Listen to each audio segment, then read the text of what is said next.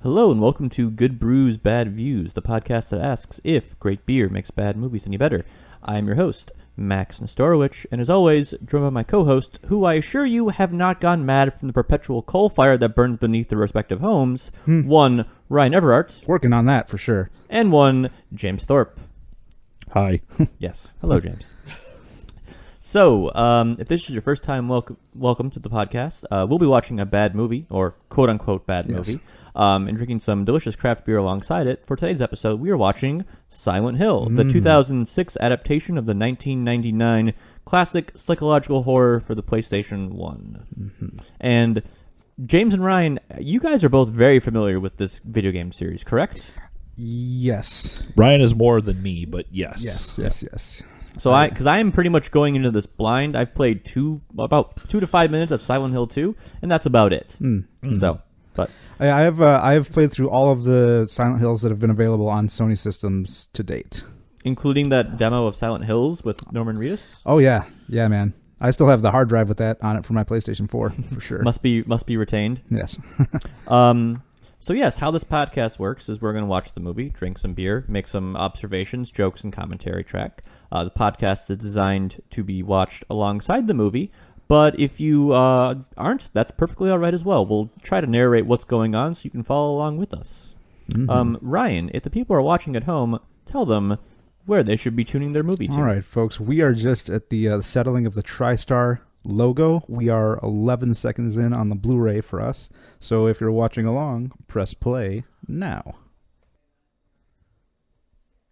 So the music that plays over the TriStar logo as it's showing up is the same music from the opening theme to the first game on the PS1. And that just, seeing it in this movie really gave me chills because it meant so much to me growing up. This was a very formative game for me to play. And I'll wax, romantic about it a lot throughout, but I'll kind of pepper it in. We're going to do our best to abide by, I guess, one of the core rules of the podcast of we're not going to nitpick this movie for being inaccurate to the game series it's based off of. Right. So, I mean, super spoilers. I actually really enjoyed this movie, despite having not played any of the games, really. So Yeah, and to speak to your point there, Max, this movie does a lot of capturing the feel and themes of the games. In fact, it takes the first two games and kind of combines them into one narrative. yes. Right. So we talked about that before, and I think this is probably... I think you and I made mention of it at that time, Ryan. This is one of the movies that does a good job of grabbing themes and concepts from another source and making it its own. Yeah. She's going for a quad swan dive, triple backflip with reverse. Get the multipliers. We ask for silence. Multipliers on the way down, man. Yeah, so I was a little worried in this opening scene with Radha Mitchell running around in underwear. I was like, oh, please don't be one of those movies. But it's not, thankfully. Yep. A lot of cool transitions. This movie is visually great. Yeah, for being made in 2006, this is aged pretty well, other than a few things here or there. Yeah. And here we have Sean Bean dodging death's cold embrace. Right. Dodging the tragedy of a green screen. Yeah. So Radha Mitchell was running around at night finding her daughter, who had apparently walked off. Sleepwalked. Slept, ran? I don't know. Yep. Sleep escaped. Clandestine crawl? Yep. Something. And then Sean Bean dies immediately for no reason. Yep. Just right here. So Radha Mitchell, the first time I saw her was Pitch Black, which is a great sci-fi movie. Yeah. Yes. Beginning of the Riddick series. All right, so the folks found their kid. They're embracing her, trying to calm her, and the daughter was screaming Silent Hill. Yeah. And there we have Joel Osteen's house in the background. Oh, yeah. That giant illuminating cross.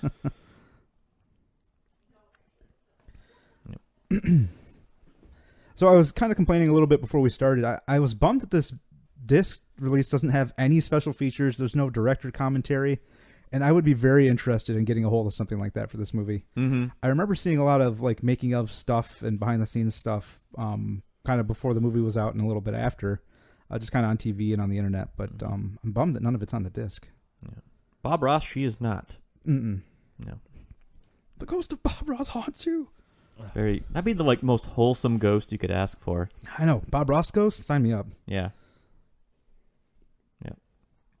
So today we are drinking a smattering of things from Cellarmen. So Ryan, Yes. why don't you start us off with what we're starting with?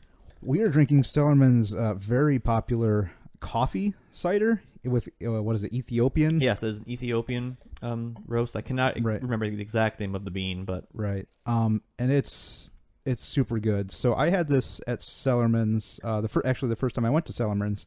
I knew nothing about the place, nothing about anything that they made. And just kind of looking up at their board, I was like, oh, coffee cider. That sounds hideous. I'll try that, you know.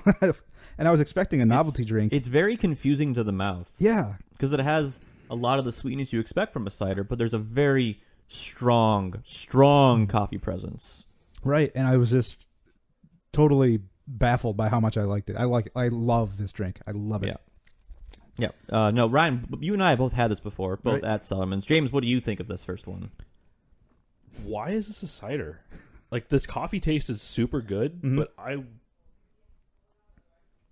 Just not doing much for you? You don't like the combination. Okay. Like, Okay, there's... that's fair. Cellarmen is a very eclectic space. As far as, like, it's located in Hazel Park, which is a suburb of Detroit, not in Detroit, but just north of the city limits. That's kind of... It's supposed to be like the next up-and-coming kind of area. There's some very trendy restaurants there. And Cellarmen's itself is located in what looks like it was once a VFW hall. It's got like the wood panel walls. There's a small little stage that they often have like local punk bands play at, and the walls are covered with artwork for sale of like naked women in like Hotline Miami masks. So it's Right. It's just a weird space, but it works because they're known for their ciders and meads, but they also have some beers. They do some lesser known beer styles. They have a lot of like English style ales, which is tasty. So it's just it's a very interesting spot. If you're ever in the Metro Detroit area, I highly recommend stopping in. There's often a dog there behind the bar. Yep. Cute doggo. And a good selection of spice mixes to put on the free complimentary popcorn, which to me is a hallmark of a good place to drink. Free popcorn. Right. And now we have Sean Bean in his ultra-modern house. Yes. In Ohio, apparently. Hey, Yeah, Google. I like to use actually Google for that. Yeah. Yeah, the internet actually is a thing in this. It's weird. So, technically, this is perfect, right? Mhm. I just don't. You think maybe the coffee would be better placed in a different style? Yeah, I mean, I don't get why you make a cider out of it. Hmm. Like, it's technically exactly what they're going for, Mhm. and it's a smooth coffee drink, and the styles are distinct. But I just don't. I don't get why. Well, guess. when I think about beers that have coffee in it, I've never had a beer where the coffee pops this much. So maybe if they really wanted to accentuate that they used Ethiopian coffee beans, they went with the cider. But I don't know. Last year when I went to the UP Beer Festival up in Marquette, they made a pasty beer, which was really good. Oh, I'd try that. For They had they rimmed the glasses with ketchup. No. So, swinging back to the movie here. So, Rhoda Mitchell has essentially kidnapped her daughter and has decided to drive Sharon to Silent Hill. And apparently it's stopping at like an all-in-one gas station because it's a diner, a tattoo parlor, and also a body piercing place.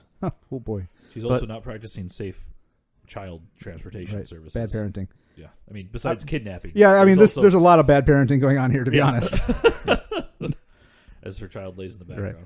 And draws horrifying pictures. Yeah. It's like, well, I'm just going to leave my daughter here. So those are some really interesting images that her child has been drawing. Mm-hmm. Yep. At this point, do you just like leave her in a ditch and drive away? I don't know. Yeah, seems normal.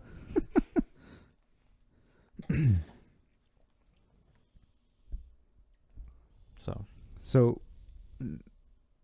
the daughter was just asked why she changed her old pictures, which used to be pretty and colorful, and now they're all terrifying, and the daughter does not recognize the changes, which is kind of cool. Yeah. This is also the first movie that I saw, first anything that I saw Laurie Holden in, who plays Officer Sybil. And definitely got a huge crush on Laurie Holden from this movie. Yeah, I completely understand. I was really surprised by her performance in this movie, and I doubt those are regulation tightness of pants. Those are not regulation cop leather pants. And I was happy to see her in Walking Dead back when Walking Dead was good too. Was she Lori? No, the blonde girl. Yeah, one of the blonde girls. Yep. Okay, yeah. Now that you mentioned it, I recognize.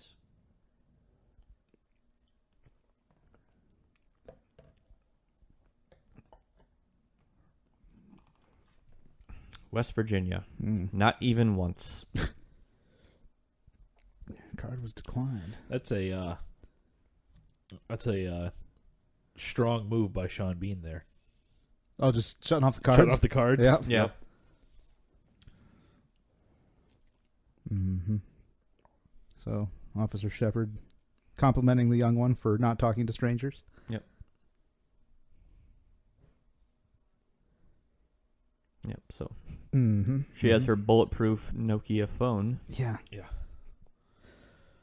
So that was an interesting link between a core mechanic from the video games to tie it into the movie. And one of the core things in the game is that the main character typically has, like, you find a radio or something, and the radio will have static on it where the loudness is proportional to how close danger is. Mm-hmm. So well, they do. right. Yeah, they do pull that earlier or later in the film. Right.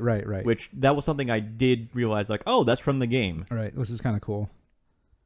Because typically the first time you find a monster is right after you get the radio, I assume.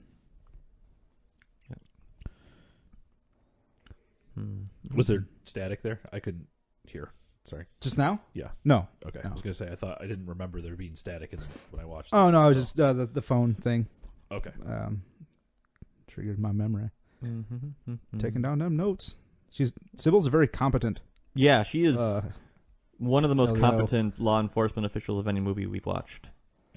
This is a beautiful shot. Right. This And movie itself is just shot wonderfully. It's gorgeous, Like, as I man. was like watching and just taking down my little notes and jokes here, I'm like, I often was like, man, I like the long shots, the sustained, camera angles on some of these things. Like, and that's probably what makes this movie 2 hours long. Mm-hmm. But I think it's well worth it. All right. Yeah, no, this movie took a lot of criticism for its length. Yeah. Some more bad parenting coming up right here. Oh yeah, it's Well- not a good parent in some aspects. So Sybil's got the lights and siren going. Pulling over the De Silva family. Yeah. All right, dude, it's 20 seconds. I'm going to walk away for just a moment. Okay. So- Here we have, I'm terrible with names. Not Sharon. Sharon's mom. Yes, Yeah. Rhoda Mitchell. Getting pulled over By Sybil. by Sybil. Yep. Rose, excuse me. So, I was curious, off the top of my head, whether Brahmas was a reference to another game, Fallout, because of all the Brahim, which are all the the good thing about this movie, or what I'll give this movie credit to, is I immediately wanted to go and Google stuff about Silent Hill, the series, as far as okay, I know it's this weird kind of psychological horror game, but what's it all about and whatnot. And in the game, from what I understand, Sybil is a cop from a town called Brahms, Brahms, which is next to Silent Hill, but it's in Maine. So they moved this from Maine to West Virginia, I guess. I don't know. I forgot about that. So, as a Fallout dweeb, I saw that and was like, oh. So here we get the radio going staticky. bananas. Yeah. Driving at night. It's definitely... The Sharon's radio's losing her just mind. tuned to Aphex Twin. They're listening to Ventolin. When I was in college, at the college radio station, we had our concerts and whatnot, and we would play Ventolin by Aphex Twin, which is a sound that's supposed to simulate what people with hearing damage hear, because there's a lot of high-pitched whines. Oh, boy. We'd use that to clear out the room when we needed to clean up the place. Get out of here, youths. There's a lot of just these pounding bass beats with this high weaning sound in it. So as Rose was speeding away from the law, there was another young girl in the street that they had to swerve away to not run over, and they crashed. Yep. And apparently she was blacked out until winter. I know that when I saw this for the first time in the theater and it cuts to this, I was ecstatic. Oh yeah, man! I thought this was just that shot particularly right there. It's because very that shot cool. is the first shot of Silent Hill 1. It's very much very close to it, at least. Yeah, and for Silent Hill nerds like myself, this movie takes a few direct camera angles from the game too, and a few of the early scenes, later scenes. It's a lot of fan service that, while not necessary, is very cool, but it also doesn't hinder anything else the movie's trying to do. Yeah, No. that's what I was. That's why I really enjoy this movie. I know little to nothing about this game before watching this movie, and then I'm like, oh yeah, this is cool. So a little bit of context, if you're for anyone not watching, so Rose woke up in her car, and like Max said, it looks like winter. It's just foggy, and there's what appears to be snow falling. But you soon discover it's not. Right, as Rose finds out kind of right now, it's actually ashes falling from the sky, which is super cool. Yeah. Spoilers for you two. As I'm watching this movie, I'm like, oh my gosh, scenario idea, scenario idea, right. Scenario idea. Upcoming Delta Green game. Yep. And just, oh my god, this sign. Yep. Dude, this sign. Spot on. Bum, bum, bum. So I think that's basically a direct copy of the sign from the second game. Yeah. So, in a lot of ways, I think the second game is considered the masterpiece of the series. Right, yep. Even I know that. Silent Hill 2 is considered the best of the two. It's still... well, not the two. Of all, like, 7 of them or whatever. Right. It still pulls... 2 doesn't come around without 1, though. Right. Yeah. So... Yeah, and this is... The set design, I remember in the making of snippets and stuff that I saw, these sets are great. There are a lot of really big, very intricate practical sets, and these shots, like, they just had teens rolling down city streets spraying garbage, like this soot stuff on buildings, just spraying them up and down. Get it that way. Mm-hmm. Yeah, I mean, a lot of the fog effect is artificial, but the town itself being covered in ash is practical. Yeah. Which is super cool. I did not know that. Mm-hmm. Oh my gosh. And another, I could just gush about this movie for hours. Well, about Silent Hill. So basically, that spinning she did is how I felt the first time I went to Motor City Gas. Yeah, woo. So this opening sequence now, where she thinks she sees her daughter and is chasing this young girl around the town, is exactly how the first game opens. Which is, again, it's fan service, but it doesn't do anything to stop the movie. There's one of those shots you're talking about, exactly. Yep, this shot here with the narrow alleyways. These sweeping angles, they're just, it's so cool. So what a lot of that is, when he's using those angles, it's that the first game is actually built off of the original style of like Resident Evil, where the camera is fixed and your controls change as you're in relation to the camera. So when it's sweeping because that's exactly how the game took it. So the game was already incredibly cinematic, which I think is what lends itself so well to creating this atmosphere that this movie creates. And then we hear the first, the siren. Yep. This, again, for an uber Silent Hill nerd, this game terrified me to my core, and hearing this in the theater just gave me chills. It still triggers a reaction in me for sure. If you haven't seen this movie before, you may guess that this is not a good thing. Yeah. And now Rose is being enveloped completely in darkness right now. We played through the first Silent Hill together, didn't we? You were playing alongside, but that came out when we would get together and play games together. Right. So I can't remember because I played through the first game probably by myself before we played it together. Yeah, I was going to say, I think I played it alongside you is probably the correct way to put that. Right. So now, after Total Darkness, Rose has brought out a lighter, and there is no light anywhere, and it now we're in appears to be Dutch Angle raining. Tetanus Land. Tetanus Land. So, fun game if you're drinking along at home. Whenever she says Sharon, take a drink. Oh boy. If you're alive at the end, please let us know. Yeah. If you're alive at the end, really. This is another shot straight out of the opening of the first game. Yep. And again, I apologize if I keep just being like, Yep. Just fanboying over here.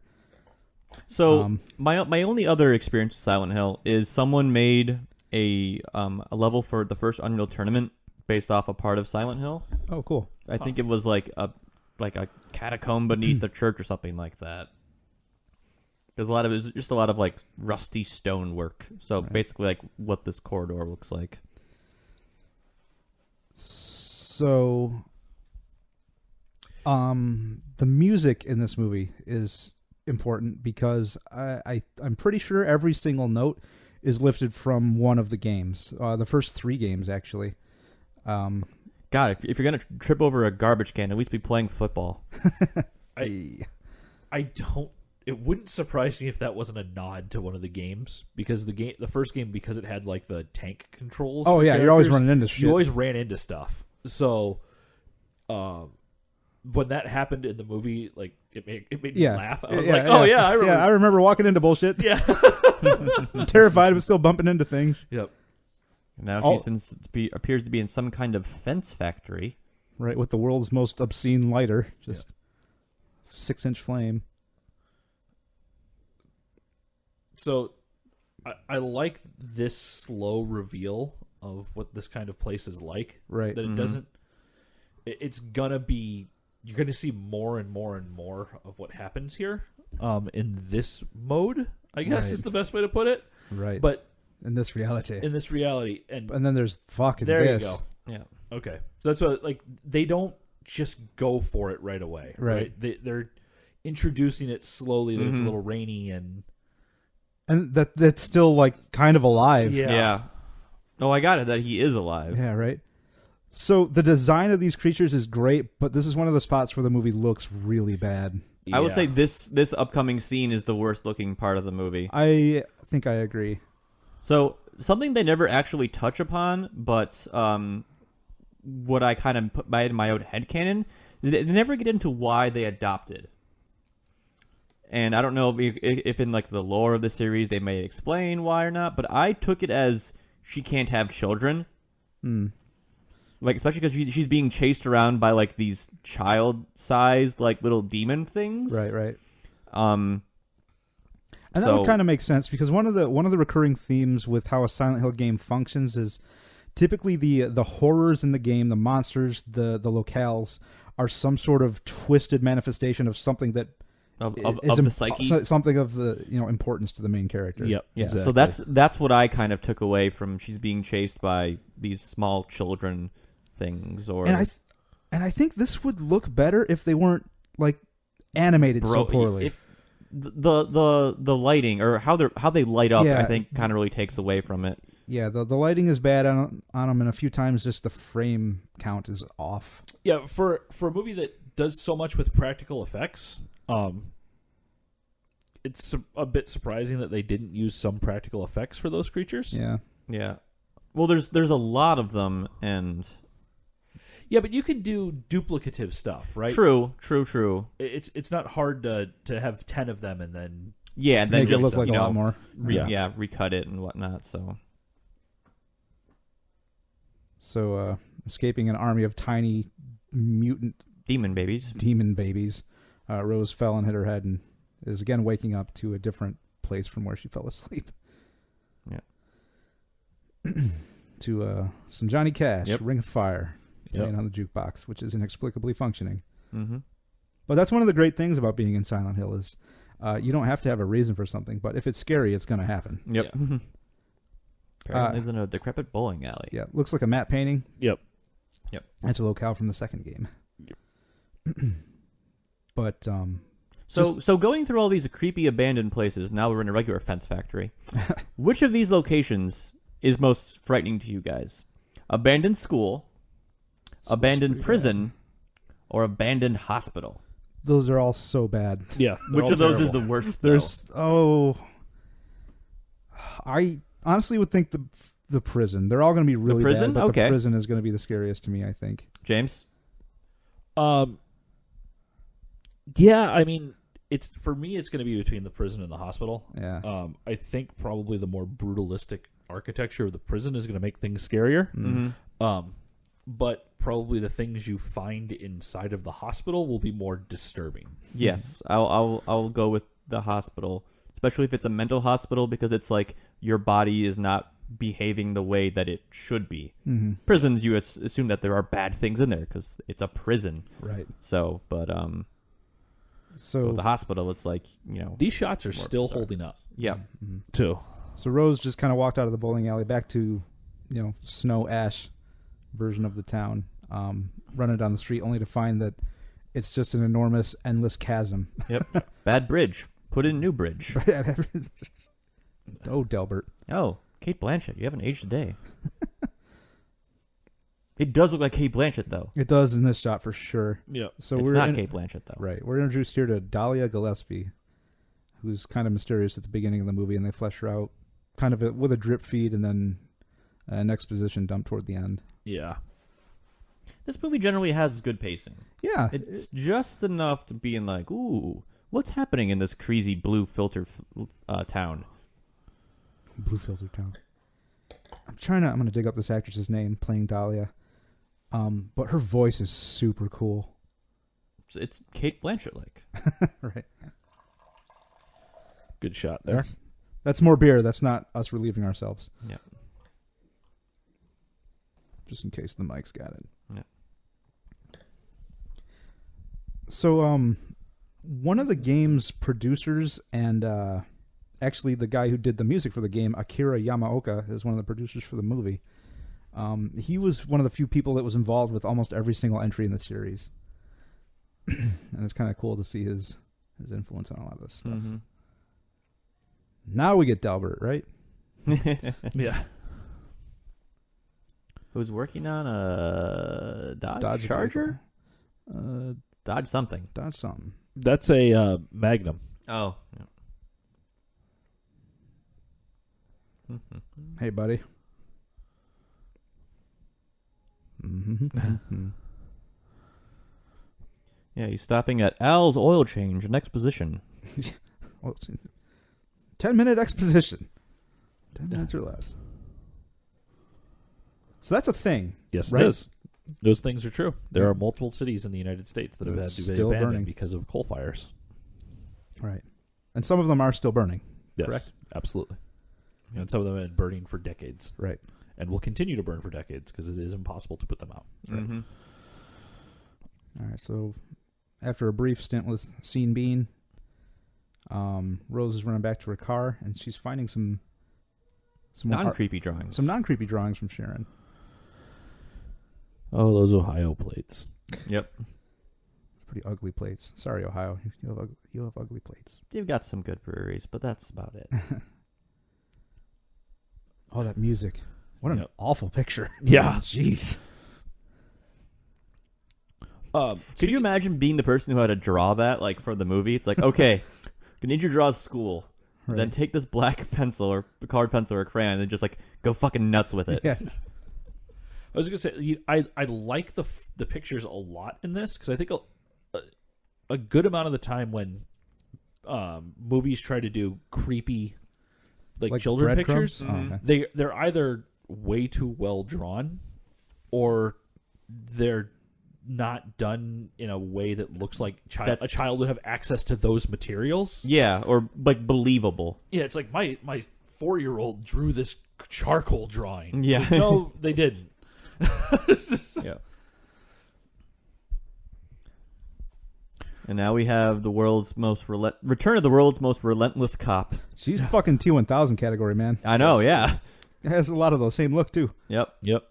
The helmet and, like, shades. Fucking Sybil. I want to be Sybil Shepherd when I grow up, you guys. Yep.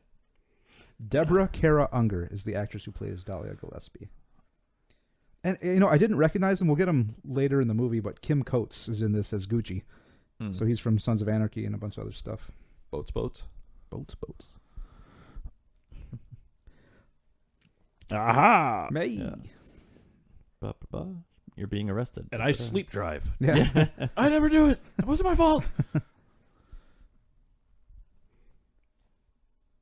The one thing I will say I do not enjoy about this movie is some of the dialogue is pretty video gamey. I was just going to comment on the same. So not only is the dialogue just kind of bad sometimes, it also appears to be ADR'd poorly. And also it appears to be ADR'd in situations where I didn't think it was necessary. Yeah. I don't know. Yeah. But I mean, quite honestly, though, as far as nitpicking this particular movie, I don't have much beyond that. No. Yeah. So Sybil is marching Rose off to the police station. Yep. Because you better fucking believe Sybil's gonna walk that whole fucking way. Mhm. Yeah. So they're kind of moving into the fog here. So De Silva Sr. listening to a very garbled voicemail. And it's the parts he's catching are some pretty harrowing bits from Rose. Yep. He has the flip phone, so he's fancier. Yeah. Mm-hmm. You can flip it closed with authority. Whack. Not essentially slamming down on the receiver has been such a powerful way to hang up a call. Right. One thing about this scene, the rain looks really fake here. Oh, yeah. Like, this looks like movie rain. Yeah. Oh.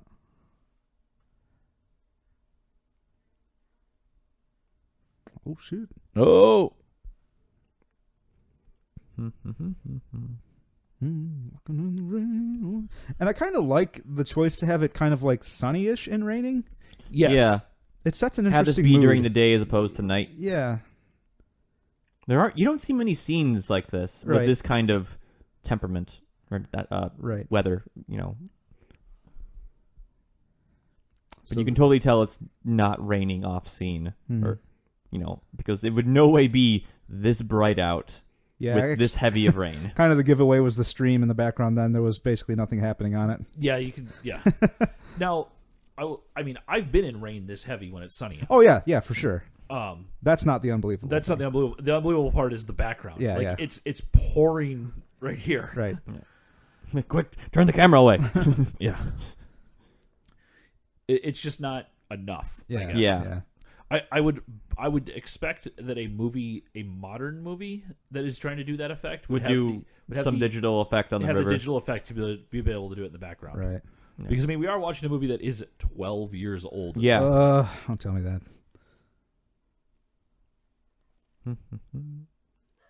Oh, and then Sybil's downed bike. Yep. So they don't really. Did I miss it? Did they explain why she wiped out? No, she just slipped in the snow ash. Yeah, that would take you down for sure. I mean, Sybil's doing her damn job, man. Mhm. Doing it well. I appreciate how quickly Rose got dirty. Oh yeah. Yeah. She's super grungy. Just a nice slow pull out, seeing that there's a bad bridge. Jokes, but yes. Um, Sybil walking to the cliff here. the way the characters react to this, I enjoy a whole lot because that's exactly how you react to this when the first time it happens to you in the video game. Yeah, you're just like, Well, what? well, Yeah. shit. What is this? Yeah. Wait, why? Huh? What do I do? Also, that slow removal of the aviator sunglasses really like establishes humanity in the character. 'Cause otherwise, she's just like this faceless officer of the law. Right. Because Yeah. it's a very real look of what the fuck on her face. She is the law. You will obey. Yep, that's a safe statement. Yes. I'm a badass one at that. And then we have the Yep. noise from the radio and the phone. So this is such a cool reveal. Yeah, this is you have from the POV of the thing, and then we have slow zoom out of like, oh, it's a it's a something. It's a something with The slow zoom in, bipedal gross thing. the slow reveal of what the creature's form is. It's just well done, and the Yeah. CGI on it doesn't look that It bad. looks pretty good, honestly. That looks pretty good. Yeah. Yeah, for what it is. Again, how old it is. All right. Yeah, a weird acidy Ugh. thingamajig. And then Sybil is having absolutely none of it. No. Yep. She's all, well, now you fucked up. Nailed it. So I mean, I get it that she wants to get away, but also like, You just left the gun. Yeah, yeah, you just You left your only protection. Yeah. Bum bum bum. So, yeah, That seems bad. Yep. that's not good. That's a bad thing. Must escape West Virginia. Get me out of here! That phone dangling around your midsection has to be very annoying. Yeah. It's a very 2000s thing. He just rips her hand off and puts it back on. There's a scene in Jason Goes to Hell where someone's hands are cupped behind them, and he like jumps and pulls his legs up and gets his hands under his feet. Oh, jeez. Jason does? No. I was gonna One of the protagonists. I was going to say, it's way more nimble than... I've been saved by public transit.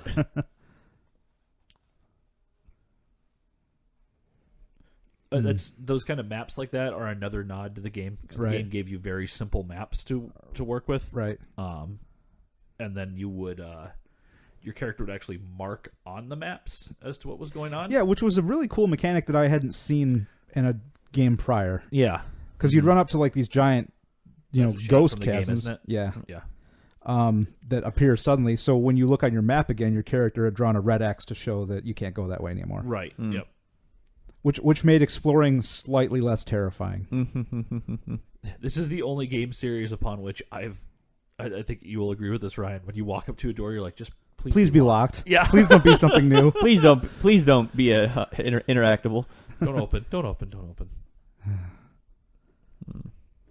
So there are a lot of good hints at just the kind of some of the cultish nature of this town. Mm-hmm. Man, these sets. This initial little exploration here reminds me a little bit of the first Children of the Corn. When they get to the town, they don't see anyone yet. They're just going through the things, and they just find like random corn husks everywhere. Right. So interestingly, when the second Silent Hill game came out, I forget who on the Silent Hill team provided this feedback, but they were talking about just the visual look of some of the areas in the game. And the second game has a big hotel as a big part of the early section of the game. And I guess the visual design was heavily influenced by David Lynch's Blue Velvet. A lot of the apartment, they were like, hey, Blue Velvet, I can see that. This is what you're going for, this kind of look. Yep. And it would be several years before I ever watched the movie Blue Velvet. So you have seen Blue? Yeah, it's a trip. Blue Velvet. Yeah, I think that might have been the first thing I saw by David Lynch that wasn't Dune. Dune was my first David Lynch thing because I like Dune a lot, and Blue Velvet was the first thing I watched, and it's a great little movie about the darkness of a small town. Spooky, scary. Okay, so through the magic of editing, we have now opened another beer or cider. Yes. And after the first one, I was excited to have the other ones because of how technically proficient that first one was, and I'm not disappointed with this. This next one called Pine and Rye. This is the one that is finished in rye barrels. Is that correct, Ryan? Yep. This is really good. Yeah. Yep. It's fucking great. Yep. It's got this nice sweet up on the front. It's got this nice, almost I want to say caramely kind of finish to it. Maybe that might be the wrong descriptor. It's a little bit of that kind of a smoother whiskey character lingering on the back. Yeah. It's just got a really, really nice smooth finish. That's really good. The sweetness just like fades away. And here we see back in the quote-unquote real world where Chris De Silva and John Kopman, or whatever the hell his name is, driving through the Silent Hill. And just as you will notice, it is not covered in ash. So Right. we get the first, well, maybe not the first, but a feeling that things aren't exactly as they seem. Right. So for as good as the other version of Silent Hill looks like, I think that version looks weird. Like day version looks weird? Yeah, the day version Yeah. looks a little weird at times. It kind of looks sparse. I mean, like, I think it's like the lighting difference, they make it clear that this is not the same one that you've seen. It doesn't look bad, but it's just odd. It looks off. Yeah. Yeah. So Sharon's... and this is interesting. So, this, yes, it's locked. Thank God.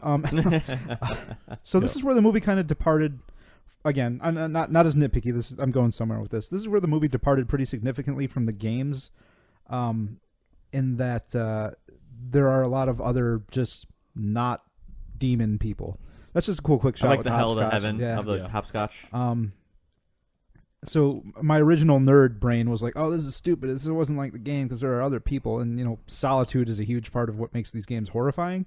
I love these quick camera Oh, movements. they're so good. And actually, a lot of those shots I remember seeing in the making of clips.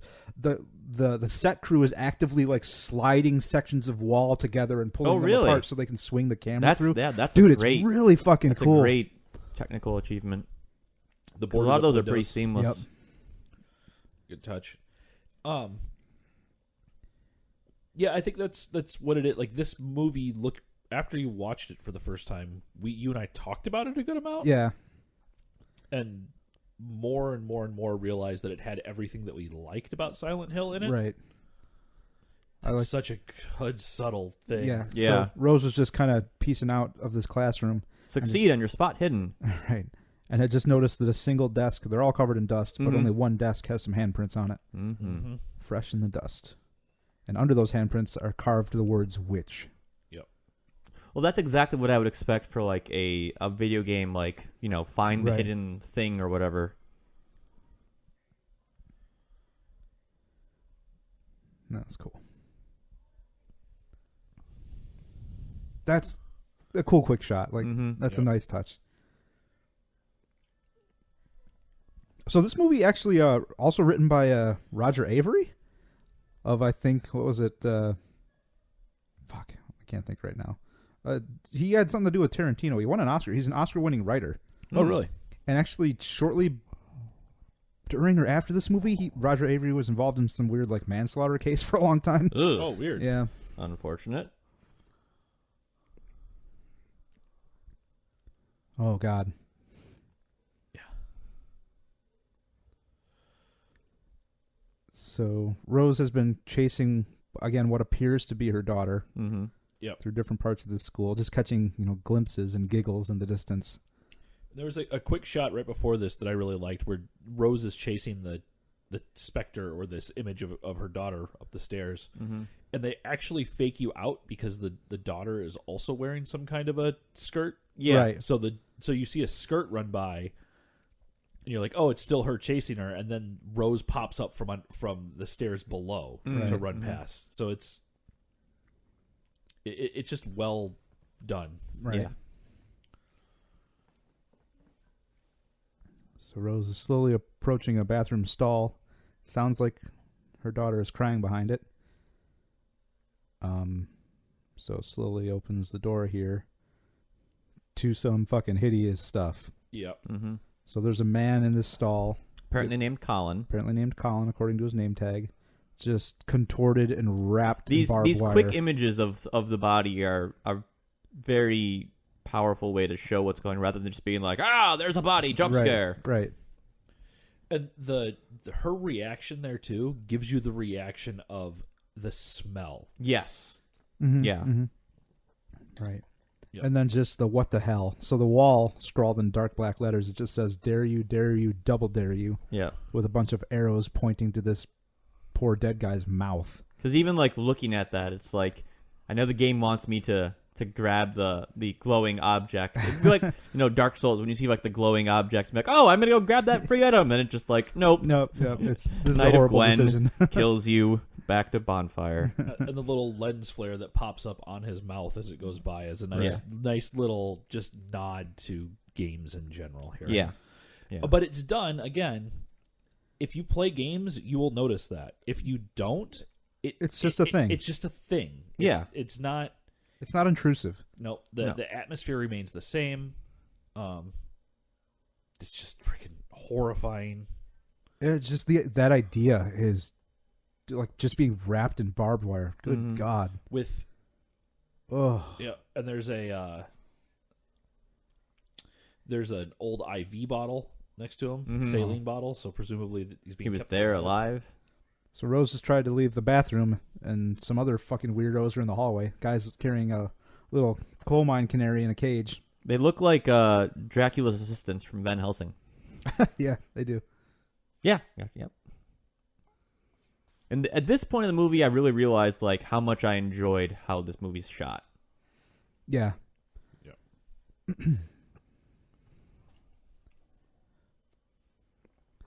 So yeah, just a little shade here of just how this movie plays with, religions and deities and stuff. Yep. Oh, this is one of the cool shots. Yeah. So they slide the ceiling away and bring the camera over and slide the ceiling back. Yep. It's so cool. Yeah, man. Yep.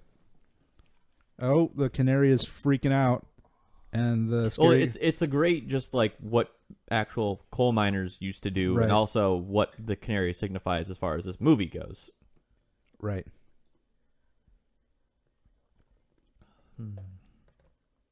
That door has just great texture on it too. Mm-hmm. Well, the set design is phenomenal. Yeah. Just so good. Oh God, a rape siren. starting. Yeah.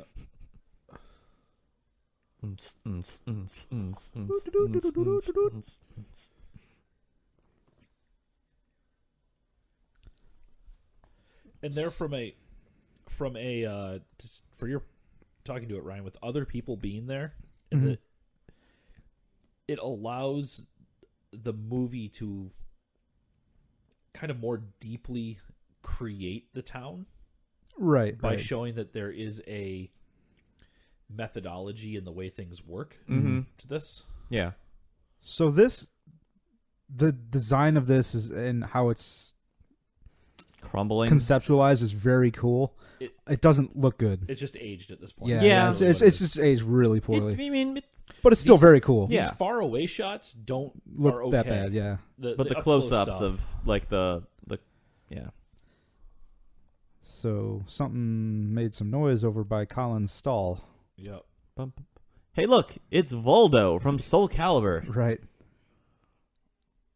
And now Colin is animated. Right. Yeah. So he's got his feet barbed wired to his head still, but is crawling Head's around on the neck. floor. And that's what happens when you don't wash your hands at Gen Con.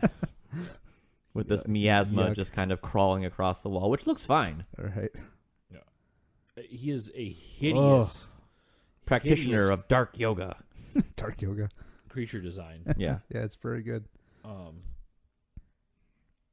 Creating, what would you call those, like almost Pustules? sores and pustules on the Yeah. wall. So Rose is now just running for dear life.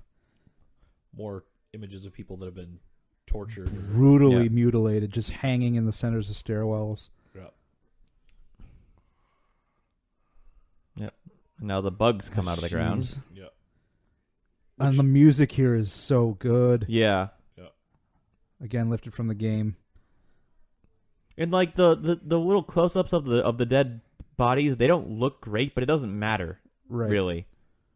So some of the miners from earlier are just being swarmed by these fucking cockroaches or whatever. Yeah.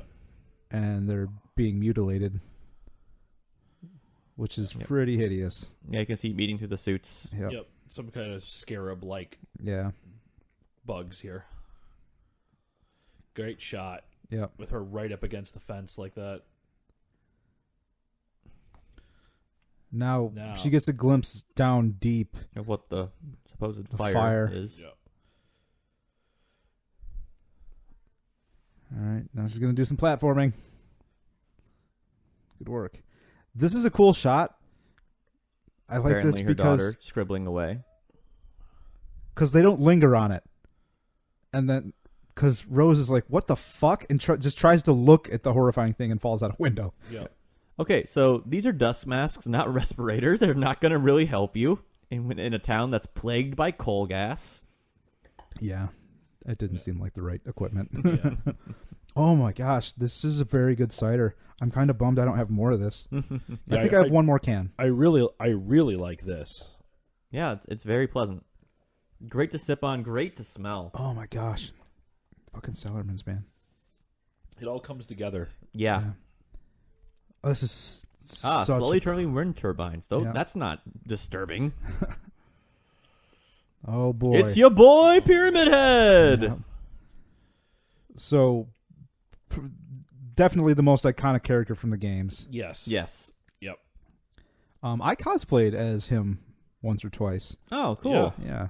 A very Have I not shown you done- those pictures? No. Oh, I'll have to show you. I was proud of the helmet particularly. Yeah. We'll It's put those- actually made of metal. We'll put those pictures up on social media so you guys can all see them too. Yeah, I'm sorry. An incredibly well done cosplay by Ryan. Oh, thanks. Yeah. I was playing in a D&D game once. There was like a zombie apocalypse thing where Pyramid Head was in it as a that's like cool. a thing that was just kind of like chasing the party as we went off into like the zombified city. There was also a couple of the zombies from Left 4 Dead, like the guys with the tongue. Oh yeah. Yep. Oh. I was gonna say liquor, but that's No, from Resident Evil. Those Yeah. aren't those like the smokers or whatever? Or, Maybe. I don't fucking remember. Sure. So that was kind of a cool shot with the camera's momentum tracking Rose, and like giving the illusion that she was about to bump into Chris. Yep. But they're like in the same spots, transposed in different realities. Yeah, because he can tell that she's around or whatever. Very golden compassy. Yeah. Mm. Yeah. I'm sad that series never got continued. Mm. Yeah, you high as fuck, Bean. Yeah. Breathe through this Yeah, useless breathe through this thing. mask, which will not at all. Nope. Inhale more Breathe through deeply. this paper. Die Yeah. faster.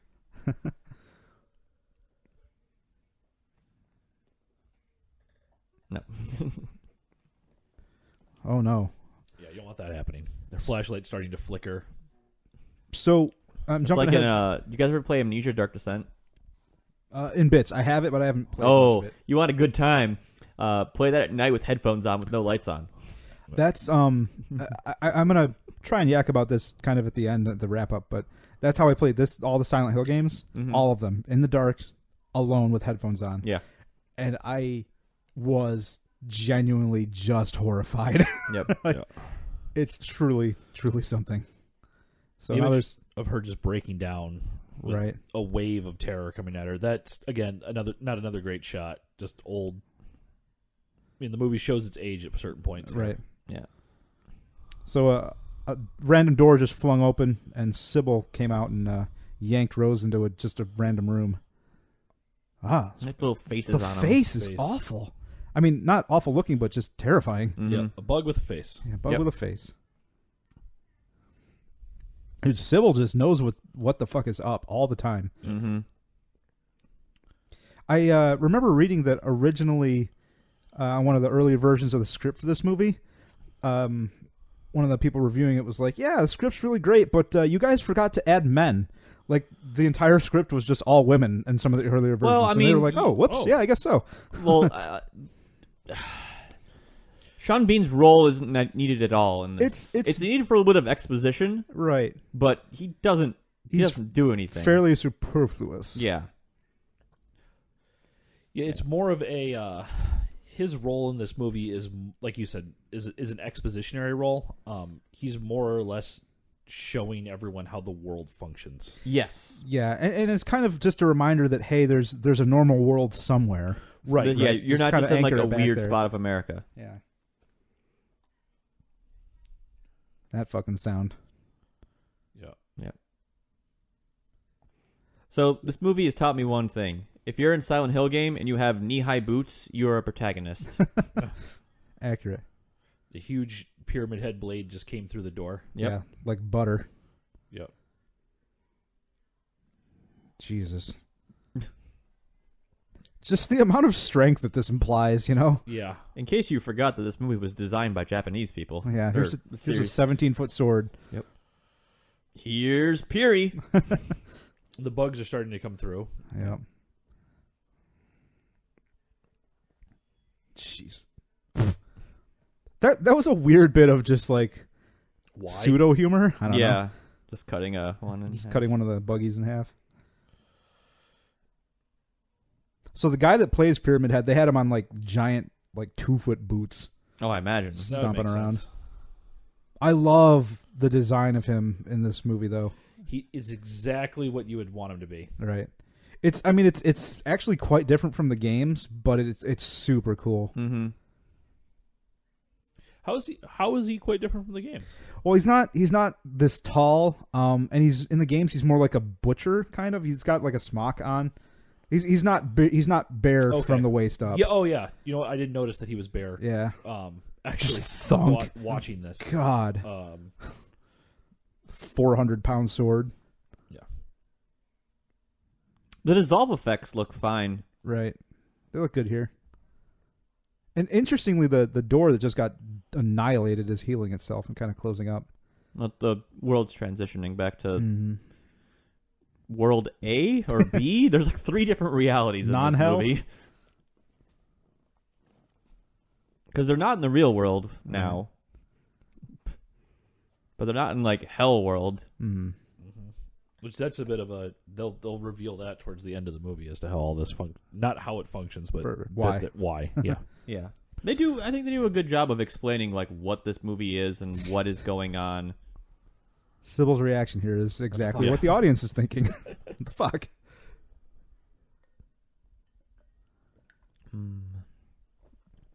Yeah, so Sybil's a little stressed out.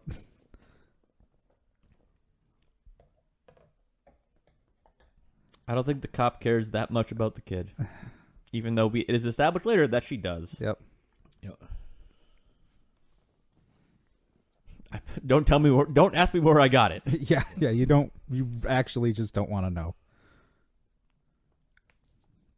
Sybil's like, well, all right. Yep. Situation calls for a badass, and I'm the only one here. Yeah.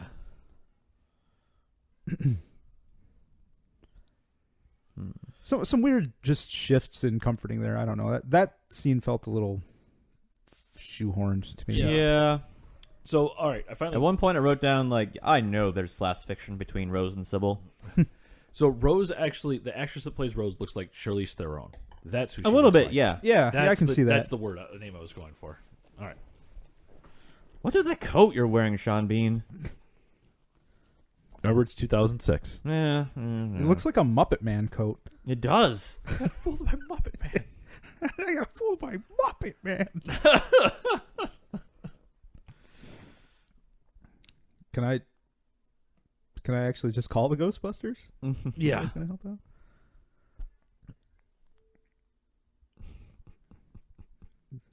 But I can't fulfill my duties as expositional man. Yeah. What do you mean I can't have police records? I'm a rich white man. Yeah, right. I drive a BMW.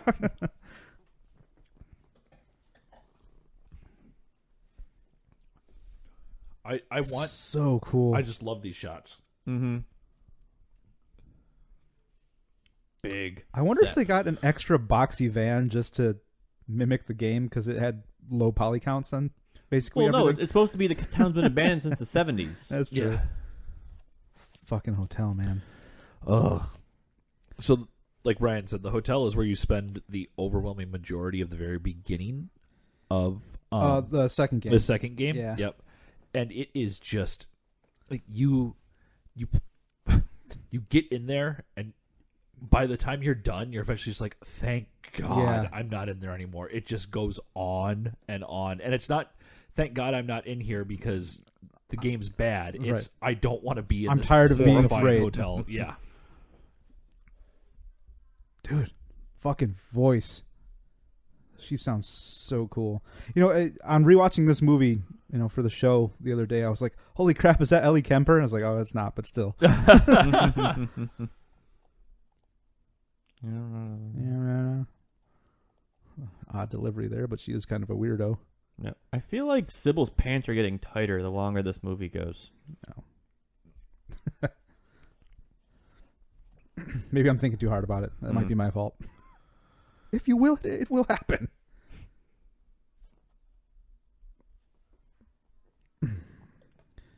Which, I mean, that's a big kind of realization for these two because they haven't seen anyone else, period, up to this point. Yeah. Yeah. This is the first non-creepy human they've seen. The non-acid vomiting, non-barbed wire adorned. I meant like Delia itself is Right. kind of creepy. Yeah, She yeah, looks like yeah. a- Aside from Dahlia. she's You're like 2 steps away from being the hobo from Mulholland Drive. right. Oh, God. That movie gives me a headache. She also looks like the evil witch in Snow White. I would also say the evil witch in one of the evil witches in Sleepy Hollow. Don't sully this movie with the name of Sleepy Hollow. please.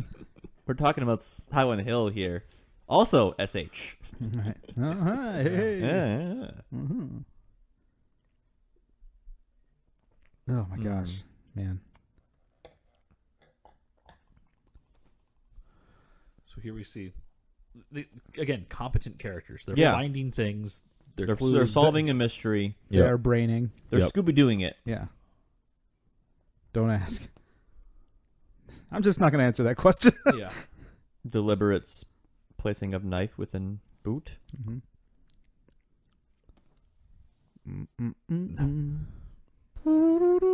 Yep. Video game logic. Yeah.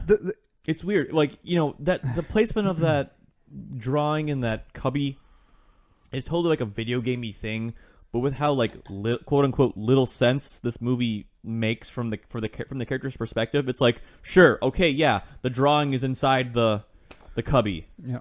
Because things are weird here. Yeah. A lot of it too is just they're things that are completely out of place, right? Yeah. Everything else in there is old and disturbed and Decrepit destroyed and and- decrepit, and then she opens it up and there's one thing that isn't. Right. Yeah. So even though it's like, all right, why? How would she? How'd she find that so quickly? Right. Well, it's the one thing that isn't 100 years old. or Yeah, something. exactly. So there's that. There's a reason that the characters notice these things and find them. But as the movie goes on, you find out that it also makes sense because of where Alessa takes things. The reason that this is all happening. Right. It makes even more sense. And then Sean Bean gets his fucking midsection eviscerated. The lights fall on him. By box. Yeah. Sean Bean is just the Kenny of like South Park, but for movies, right? Yeah. Except in this one. Spoilers. Spoilers. I told Kayla I was going to watch this with her. She noticed Sean Bean. She's like, "Does he die in this one?" I'm not going to tell you. It's funny because, okay, so spoilers, he does not die. But in the second one, he dies in like the first 5 minutes, but you find out like later it was just a dream. So it's like, he dodged the death. Yeah. Hey, and that's when at the wrap up, Max. I kind of want to get your thoughts on this versus the follow up. Okay, it's been a for sure. long time since I watched it, but Right. yeah. I always I wonder. want to go back and pause that and read that it all. document. Yeah. Yeah. And I've always wondered, like, for set dressers or whatever in the movies, like, is it someone's just like one guy's job? All right, you need to fill out these documents. Yeah, I'm sure. Make it Yeah, believable. well, it's like in Right. in 7. Does someone actually like fill the notebooks? That's awesome. Yeah. Was it David Fincher? I think so. Yeah, I think he just like rode the subway and wrote stuff down in the notebooks. So this is Sean Bean's character just found a photo of a girl from Silent Hill From the 70s. the Gillespie, Yeah. Alessa Gillespie, Gillespie. who it looks exactly like his His daughter. daughter Sharon. Yeah. Yep. Which is where this movie really begins to turn and try to. It makes you question what's going on. Yeah. Because at this point, I thought like, did that child not age in 32 years? Right. Yeah, it starts playing with you, as opposed to just being like, I have no idea what's going on. Now it starts making you question what Right. What you think what is you think going could on. be going And- on. Yeah.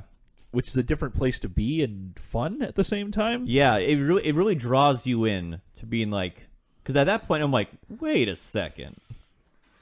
Yeah, because it's engaging you by trying to have you draw on what you've been shown so far, and it's not just like a complete curveball of what the fuck. Mhm. Yeah.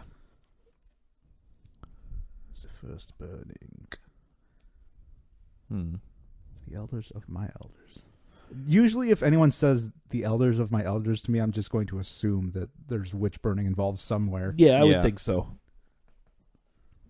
Stop the apocalypse. Yeah, I was gonna say, I mean, they hit you over the head with it right there, but it's Right. neat when you first see that. You're like, oh, that looks very much like the picture. Yeah. And then just to make sure you saw it, it's like hammer. Quick flash, Yep. yeah. Knife get. I was surprised there wasn't an outrage from Anna being like, no, you Yeah. destroyed the painting. Yeah, I was kind of expecting that also. All right, so they just cut through a painting on the wall and found a hidden door behind it. Secret door. So the reason why she has the phone around her neck is because, unfortunately, as a woman, she does not have pockets in her skirt. Pockets aren't allowed. Yeah. Great shot here. Yep. Mhm. Oh no, the knife. Oh no. The knife. Yeah. Well, this all looks horrible. That We're now in the tetanus factory. that shot where the knife falls feels like a add-in after. Why didn't you just use the knife? Yeah, it feels like an add-in after somebody was like, "Hey, what happened to the knife?" Yeah, they're like, oh, well, I guess she lost it. She lost it. Yeah. Yeah. Birds ate it. Yep. Another just cool, big set. Yep. Mm-hmm. A place that would immediately give anybody the heebie-jeebies. Yep. Old scale. God. Fuck. Man, it had to be a real trip shooting this fucking movie. Mm-hmm. Just go to a junkyard and just pull out random Just things. fart around. And just hire some scrappers to Mhm. all right, before you go to the drop-off point, bring your pickup truck around to us. We'll Right. pick what we want. So now Rose is exploring slowly into kind of a more open area. Yeah. that is- Ballroomy yeah. thing? Hard to tell. It's creepy. That's all Yeah, you need to It's know. creepy. So we see more of that symbol around. Oh, nope, there's a little girl in a purple dress in the distance. Now we have a quick time event. Yeah. This spot tapped into my vertigo a bit when she makes this leap in a moment here. Because the fucking thing she lands on wiggles like crazy. I was like, oh, God. The fire. There's a fire burning below. Yep. Press Right? X. There, this one. Yeah. Yeah. Oh, gosh. Yeah, I don't know if that was like scripted or not. Oh, Jesus.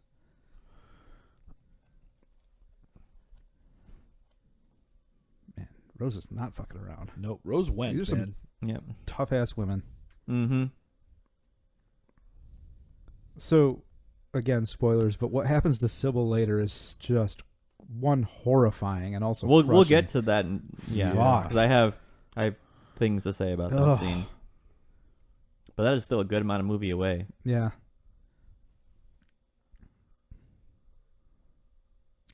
All right, so Rose has traversed the obstacle course here. Completed the first QuickTime event. Now we have our creepy piano theme.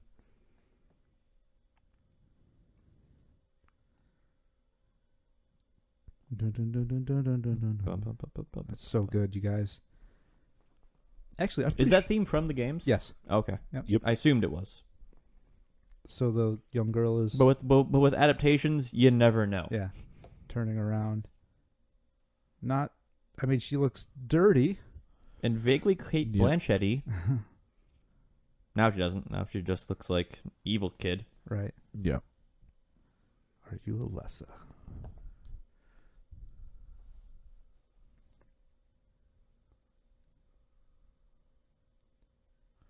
That's just Yep. bizarre. Yeah. Yep. So the little girl just said, "Look at me, I'm burning," and then flames shot out of her arms. And she's gone. How'd you get over there? Yeah. This is way easier. Why didn't you do this before? Yeah. Why don't you just climb over the wrought iron over there? Ba-ba-da-ba, And I do like these shots of them just having to scramble over terrain and stuff. It's just, Yeah. I don't know. It makes it feel like there's effort in grounds- what they're doing. Yeah. They're not adventurers. They're not, trained spec ops ninjas. Right. They're regular people. Exactly. Ooh. And then Oh boy. I'm hearing Alessa Anna's made very uncomfortable. Yep. Ah, yes, it's the symbol of the ultra orthodox, or the ultradox. Multi-cross.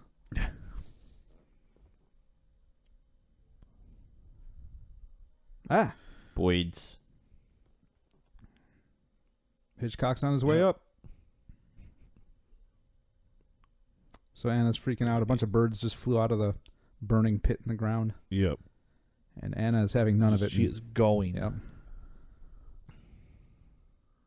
I like that they're like real sprinting. They're not movie sprinting. Like, No, they are they're booking. moving. They're not Tom Cruise running. Yeah, they're not sauntering. Lift those knees. Lift those knees. The birds, like the explanation of what happened, like why here, is great. It's a natural explanation because they give you the hint with the canary. Right. Mm-hmm. So now we get a... And you can tell it's coming from the center of where the fire is because, you had that shot when she was crossing those girders at first and you could see the fire beneath her. Right. Yep.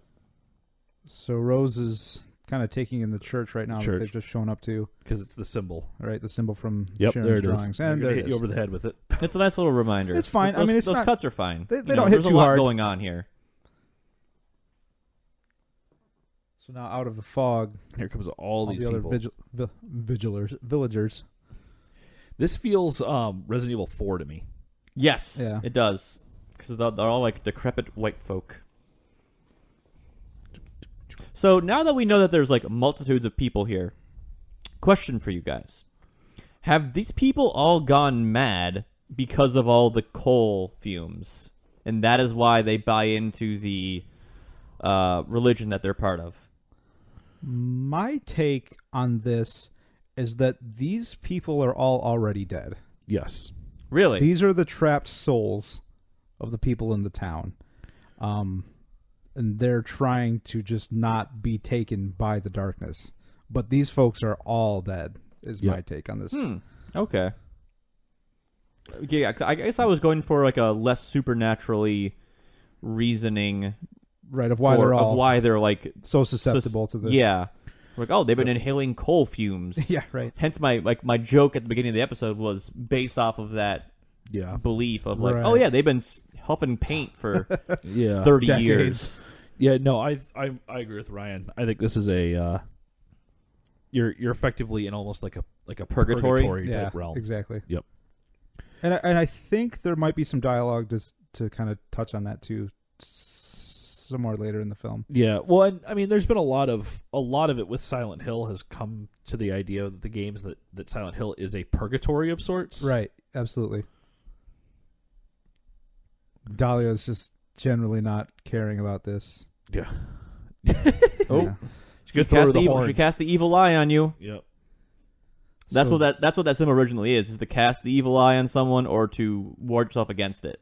So this is still just so brutal. Yeah. So Pyramid Head walking up the steps to the church, holding Anna in one arm. Yeah. Yep. So he raises her up by the throat, Just rips all of her dress off in one yank. doesn't Yeah. focus on the female form. Nope. Nope. And And then just also rips the skin off. her skin off of her entire body. Yep. And throws it at the church doors. And they get hit Yeah, with that her was a blood. good splatter effect there.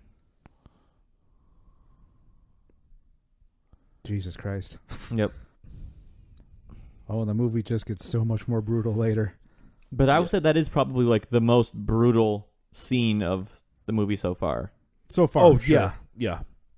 I mean, a lot of the other scenes have feigned brutality, Right. Mhm. or Implied and- yeah. or been the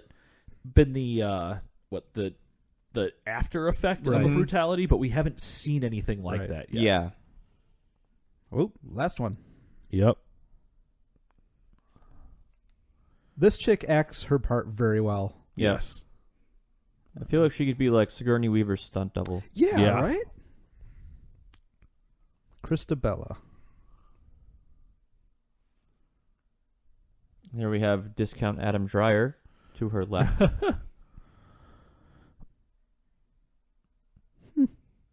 That's not a handsome man. No. No. No. I'm not a handsome man. A nose the size of a cheese grater.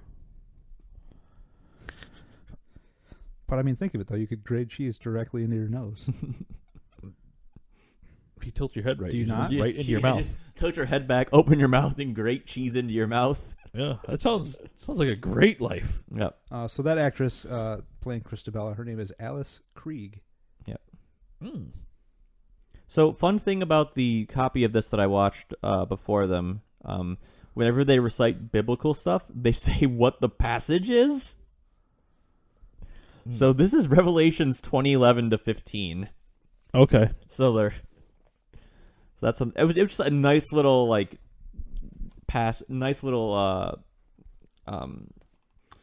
entry into the subtitles that makes this like way more sinister because once you know like what they're quoting from. Which, for those of you who are not aware, Revelations is the part of the Bible that denotes like the apocalypse happening.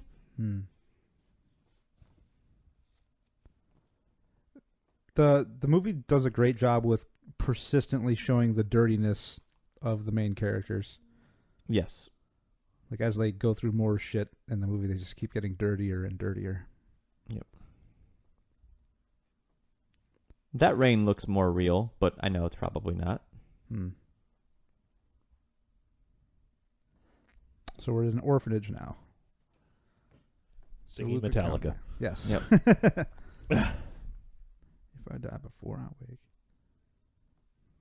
Do orphanages still exist? Like in this sense of What, run by a church? They have to, right? Like probably. something. Maybe. I don't know.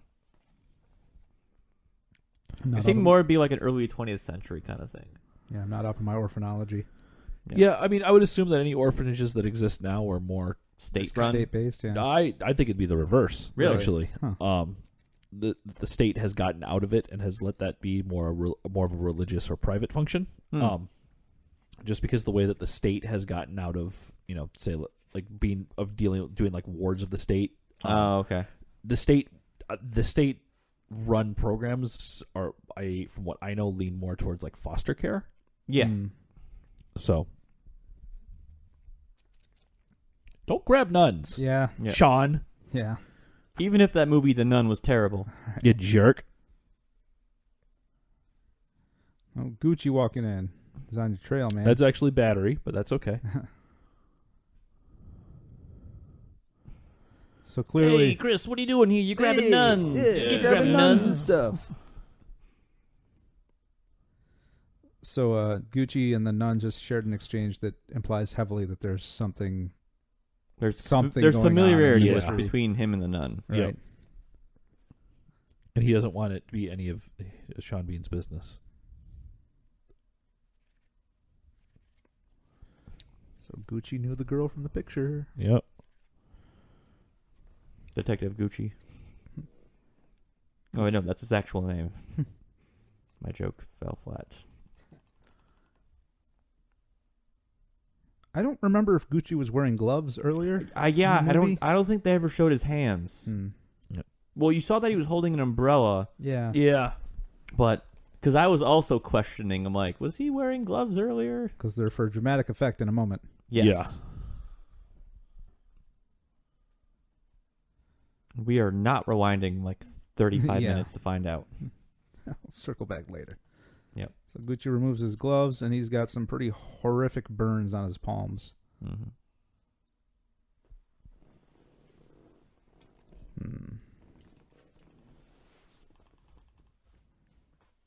So he's just politely saying, Sean Bean, leave, go home, and I won't arrest you. Shit is fucked.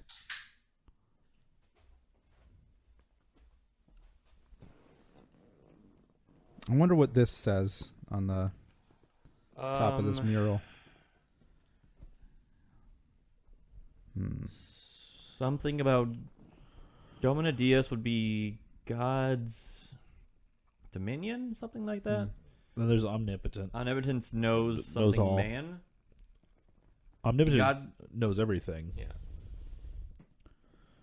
Hard to say. Yeah. Then Manus is Manus is hand. Right.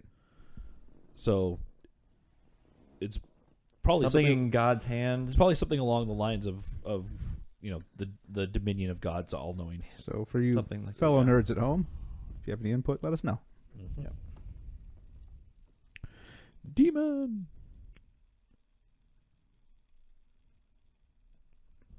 Well, then where do the legends come from, I wonder? I mean, so we were just talking Hard about scare behind that it. Latin, but the shot that led up to that was really cool because the camera comes up from the ground floor, comes over the railing and just continues on to a shot in the second floor. It was really cool. Yep. More good camera work everywhere. Mm-hmm. And these creepy suits that they're bringing down. Mm-hmm. That they hang out to dry. I'm the even apparently. creepier guy that's putting it on. Yeah. His suit is probably 2 suits put together. He's Yeah. just gigantic. Demon duct tape. Yeah. Llama face.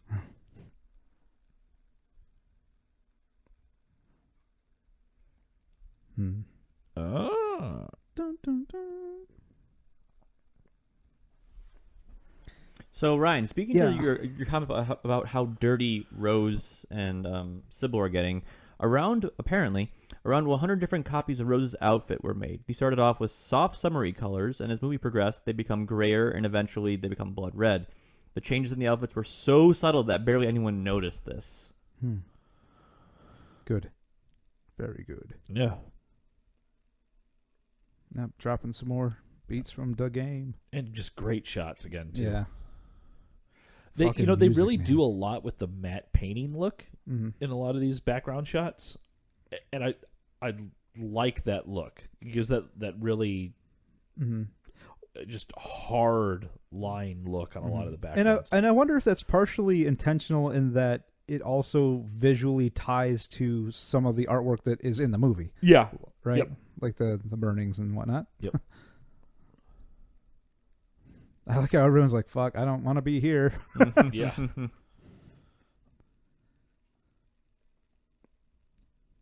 Dude. Fucking great. Just super good sets. Christabella's just not one for hair. I guess you wouldn't care in, this life. Some good Bellatrix Lestrange hair. Yeah. Right. Channeling Helena Bonham Carter. Yep.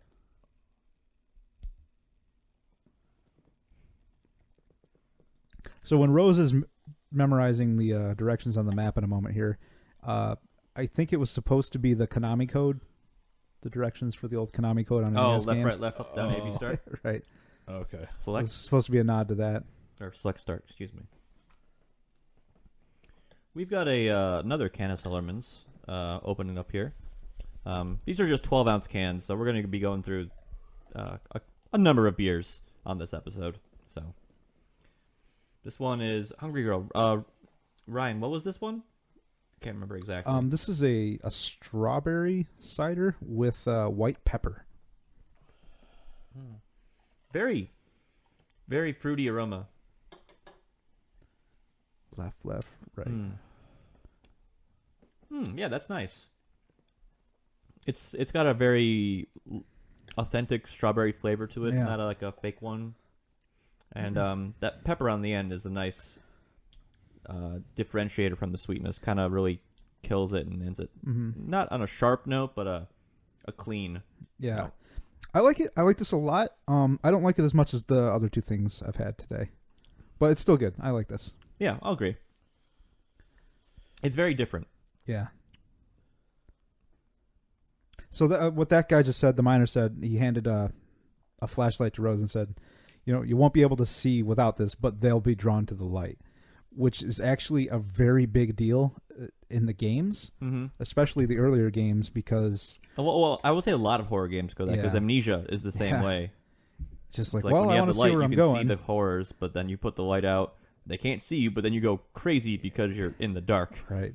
And in Silent Hill, if you have the lights on, things swarm to you. But if you don't have the lights on, it's way scarier. Go, Gadget Baton! Yeah. Sybil Yeah. just takes the fucking wheel here. She's like, Yep. fuck you guys. This goes for it. Yeah, man. Oh, God, that would hurt. Yeah. You can grab by the back of the head. Yep.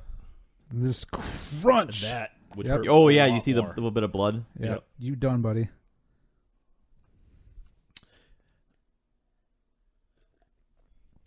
Fucking Sybil, man. Yeah.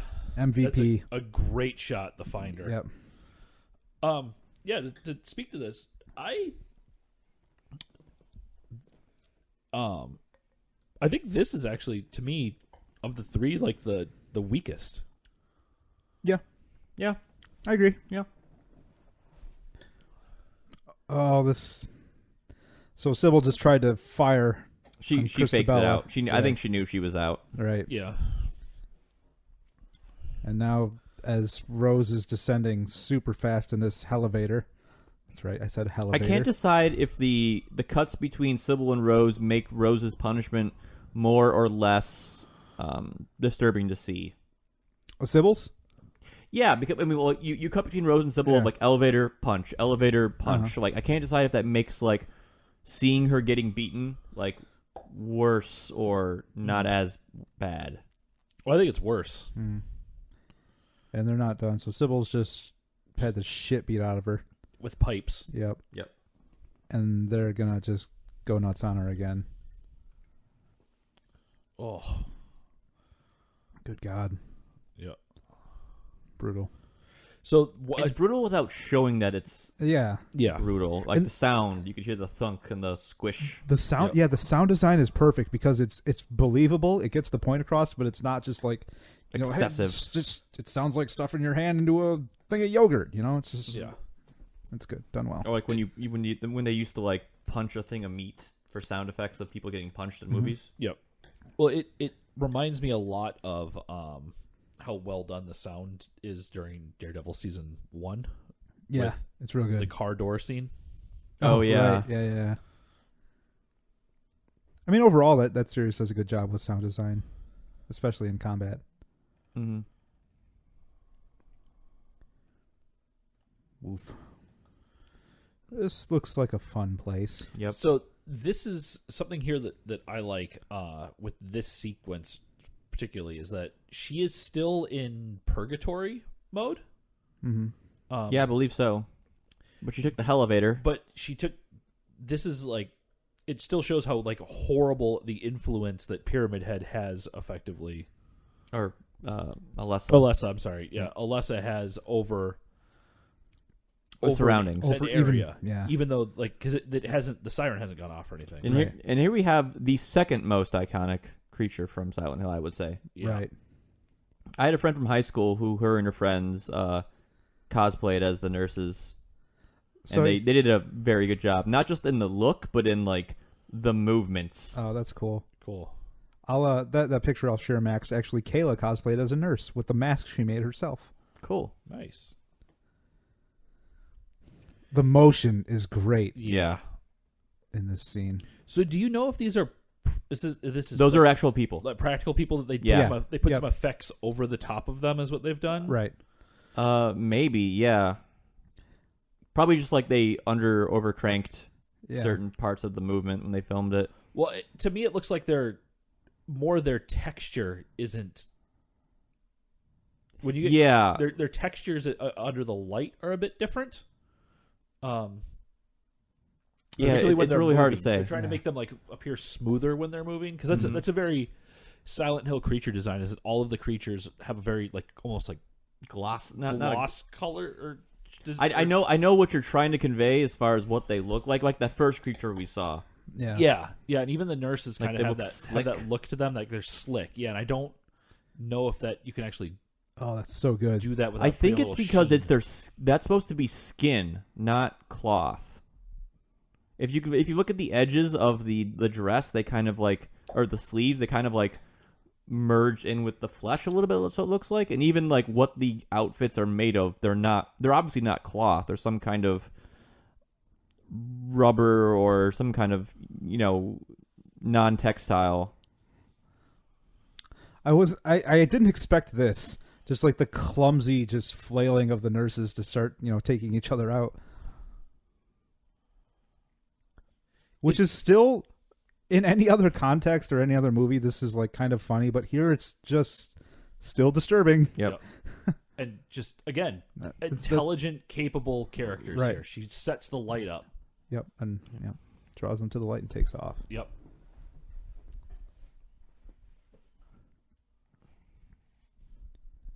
So she has stepped right into Exposition Alley here. Yeah. Oh God! And with the congratulations, I'm like, oh God, we're at the end of Neon Genesis Evangelion episode 26. Pyramid Head just starts clapping. Jeez.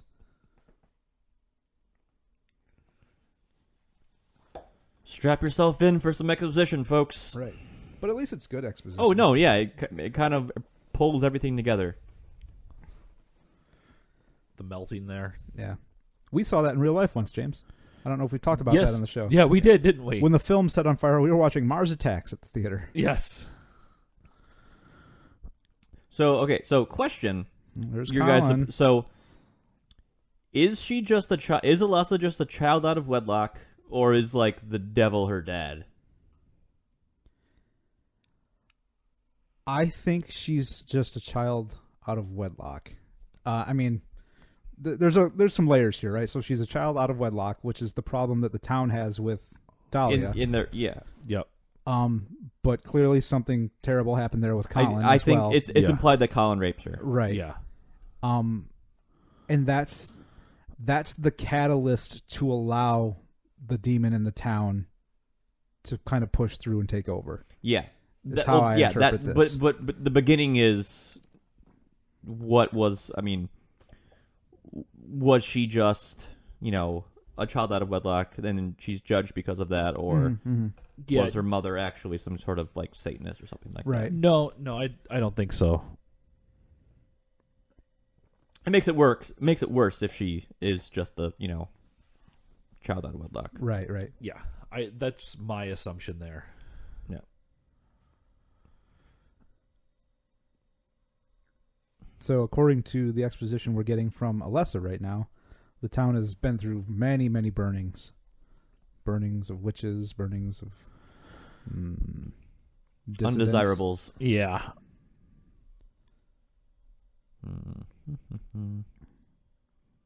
Do you remember the hotel? Yeah, I do like this fucking grainy creepy. film.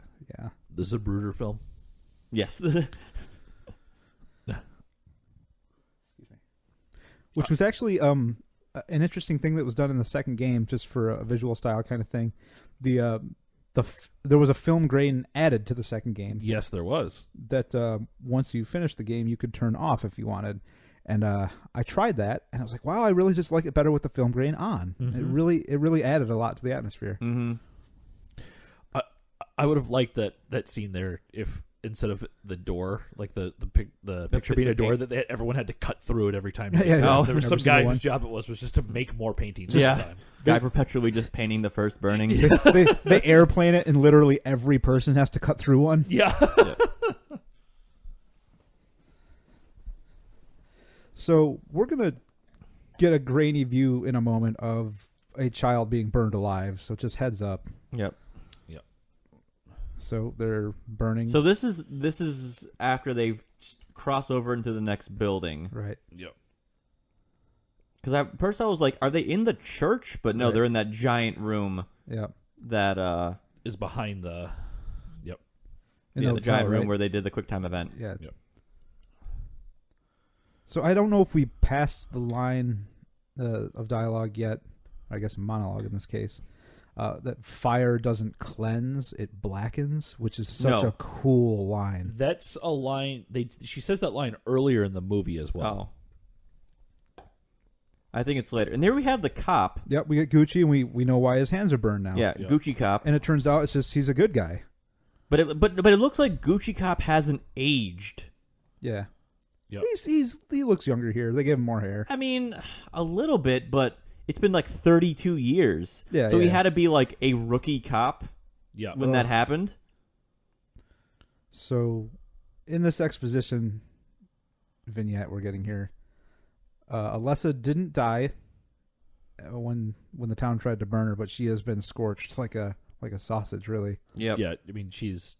her skin is splitting. She's charred. Mhm. Yeah. It's really horrible.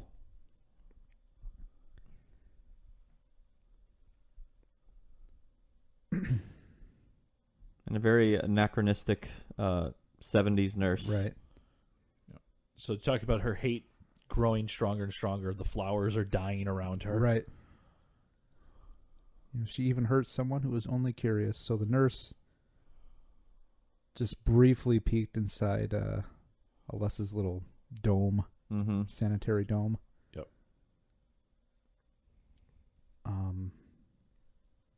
That's when I came.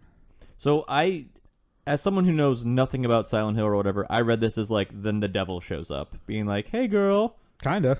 Yeah. So, from that's cool. I took this as this is the darkness and her combining into one. That's all what of it's, her. It's I think all that's of her like hate. what it's supposed to be. Yeah, But like as you know, like as someone like if I was watching this movie as someone who knows nothing about these games or whatever, or even just little about, I'm like, oh, it's the devil coming to just like, hey, let's make a deal. Which I think it works either way. Like you can appreciate this movie if you are a fan of the series, or if you're not, and just appreciating it as this weird like.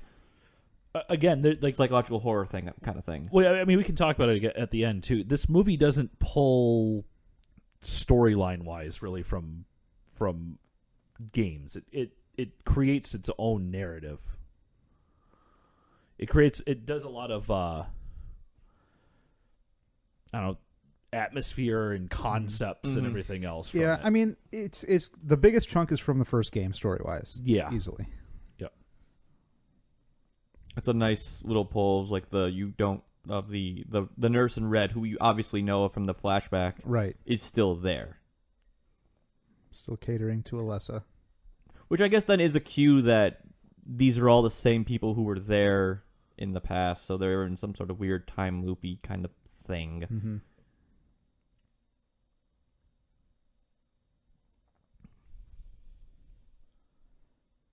Don't be afraid, she says.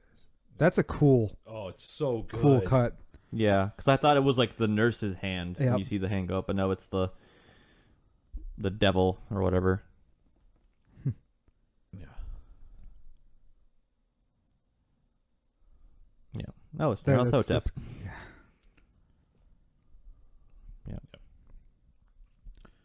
Yep. This is such a cool. This set is smaller, but still very cool. Yeah. Yeah.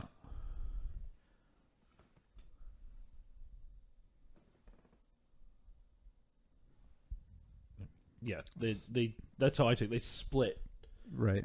That's the Alessa's, I guess, psyche has split to create two different things. Is what she's done. Mm-hmm. She hated so hard she created evil. Yeah. So this is the part where I'm like, okay, the timelines are kind of weird because at first I'm like, oh, the daughter, what's the girl's name? Sharon. I'm like, oh, Sharon is the child of the implied rape scene. But I'm like, no, that doesn't make any sense. The kid would be in their 30s. And then I'm like, okay, the child is the son of Alessa and the demon? The child, to me, the child is literally the good part of Alessa made manifest. Right. Yeah. Is what it is. And this is the dark portion of Alessa that made a deal with some entity or right. Yeah. to create it. But as part of that, in order for that to happen, the good part split off completely. At some point, yeah. 30 years later. A little 20-some nitpicky years thing later. here. A couple lines of dialogue ago, Alessa said, and I am the Reaper, which is a cool line. Yeah. But I was annoyed in the trailers for this movie before it came out. That was part of the trailer, and when Alessa says, I am the Reaper, it's Alessa's voice, but also a really scary demon voice over top of it. Oh, really? And I was kind of bummed they didn't do that in the final cut, but okay. it's a small thing. The one thing there too, This Ryan. is a good now we see transition, and then you actually. see blah blah blah blah blah. Rose's she's gone to like the full on red. Right. Yeah. So we get a shot of the nurse here who was The blinded, bleeding, crying yeah. blood nurse, like the sheaf. She's blinded herself, presumably, is what. She's That's done. what I implied. That And she that blinded self herself. mutilation is the forerunner to all of the other nurses who have been self mutilating. Yes. It's Well, from what I understand, I thought the nurses were supposed to be like a repressed sexual thing from the main character of the second game, but I could be wrong on that. I'm not sure I'd want to sleep in that bed. Yeah. That quilt looks comfy though. Agreed. So we've moved on from Cider now to Mead. Yes. Ryan, tell the fine folks at home what we have. Well, much to Max and my chagrin, we are drinking Bare Necessities, which kind of feeds into James' perpetual need to make blue portmanteau jokes. Yes. Another one from Cellarmen's. So this is a traditional mead that has been aged in bourbon barrels for 21 months. It also includes, let me read some more on the label here, wildflower honey. Wildflower honey blossom. Get it in the light. Star thistle honey blossom. And this is a collaboration with another. It's a collaboration with Arctos Meadery. Right. So it's really heavy on the bourbon flavor, but I like this a lot. This is real good. Yeah, it's honey and bourbon for sure. yeah, that's really about it. There's no fruit additives like you see in a lot of meads, which kind of give it a little more pleasant sweetness, I would say. Mm-hmm. Yep. So this is a very floral mead, with a nice bourbony finish. What are you guys thinking of this one? I like it a lot. I do too. This might be my favorite thing we drank today.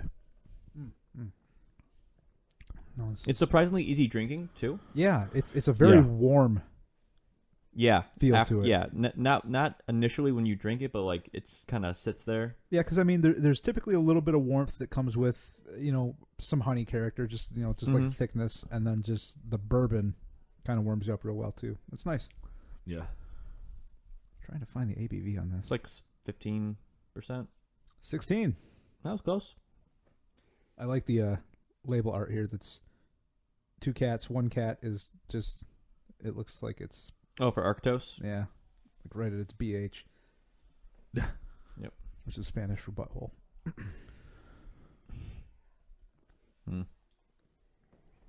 Gucci out. Yeah, so getting to see Gucci there again, he's much more aged looking now than he was in that video. They did some digital editing of some of his wrinkles and Features, such. yeah. This looks fun. Yeah, this is fine. This is totally fine.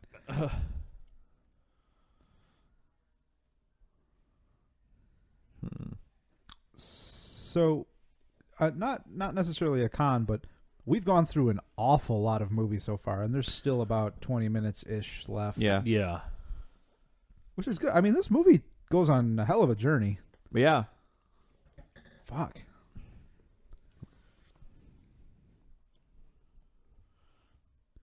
It's kind of hard to do when you're on the top of a giant ladder all bloodied and stuff. Yeah.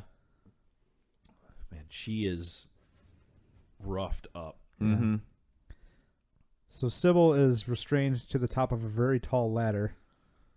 She is looking like hamburger meat right now.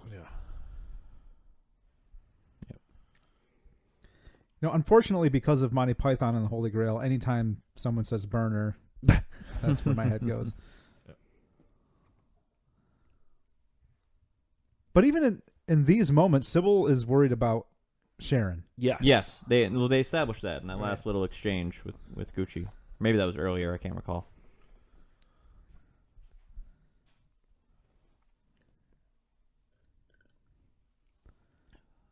And again, the actress playing Christabella is just pulling off the zealot 100%. She just is perfect. Just chewing the scenery. Going for it. That's some fucking fire. Eat fire. Big fire downtown. Big fire downtown. Maybe. That's got to be some weird acting notes. All right, just try to get out of this guy's hands. Yeah. Yeah, it's more natural for like trying to hold on. She's a little old for it. We ever try to hold on to like a 3-year-old cousin or somebody who doesn't want to be held? Yeah. And they're just like they turn to like Goop. rubber. Yeah. Yeah, they just. All right. So what is about to happen here is way, way worse than if they were just to like tie her to a pole, Right. and like light the Right. the pyre. So these people are quite literally slow roasting slow Sybil roasting her. Yeah. alive. Oh yeah. She's about 15 feet above this fire. And we're just watching her cook. It's really brutal. This is where the movie starts on a pretty brutal path, actually. Yeah, it's so downhill from here. Yeah. So what's happening to Sybil's skin is it's the same as if you watch a hot dog or a bratwurst over a barbecue. her skin is stretching and splitting and flaking. It's really horrific, actually. And it still looks good. Yeah. Fucking Christ. So it was funny. I was reading about like the director of this film, whose name I cannot recall. Christoph Gans. Because of like what this movie is, like after every day would apologize to the actress's parents who plays Sharon, being like, I'm sorry. If there's any trauma inflicted by this movie, I'm sorry. We'll Wow. Right. You know, one of these days I'm going to watch this guy's other famous movie, Brotherhood of the Wolf. I've heard it's real good.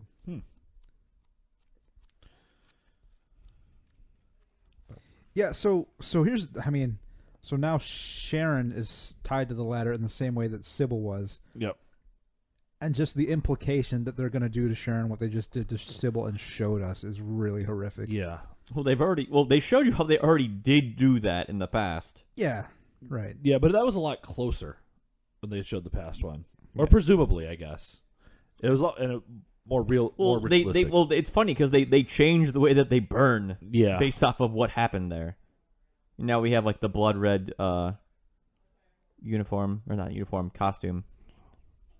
Guy slaps her and she just throws him to the side. It's just a random person from the GOP, I assume. Yeah. So the actress who plays Sharon is Jodelle Ferland. Closed fist.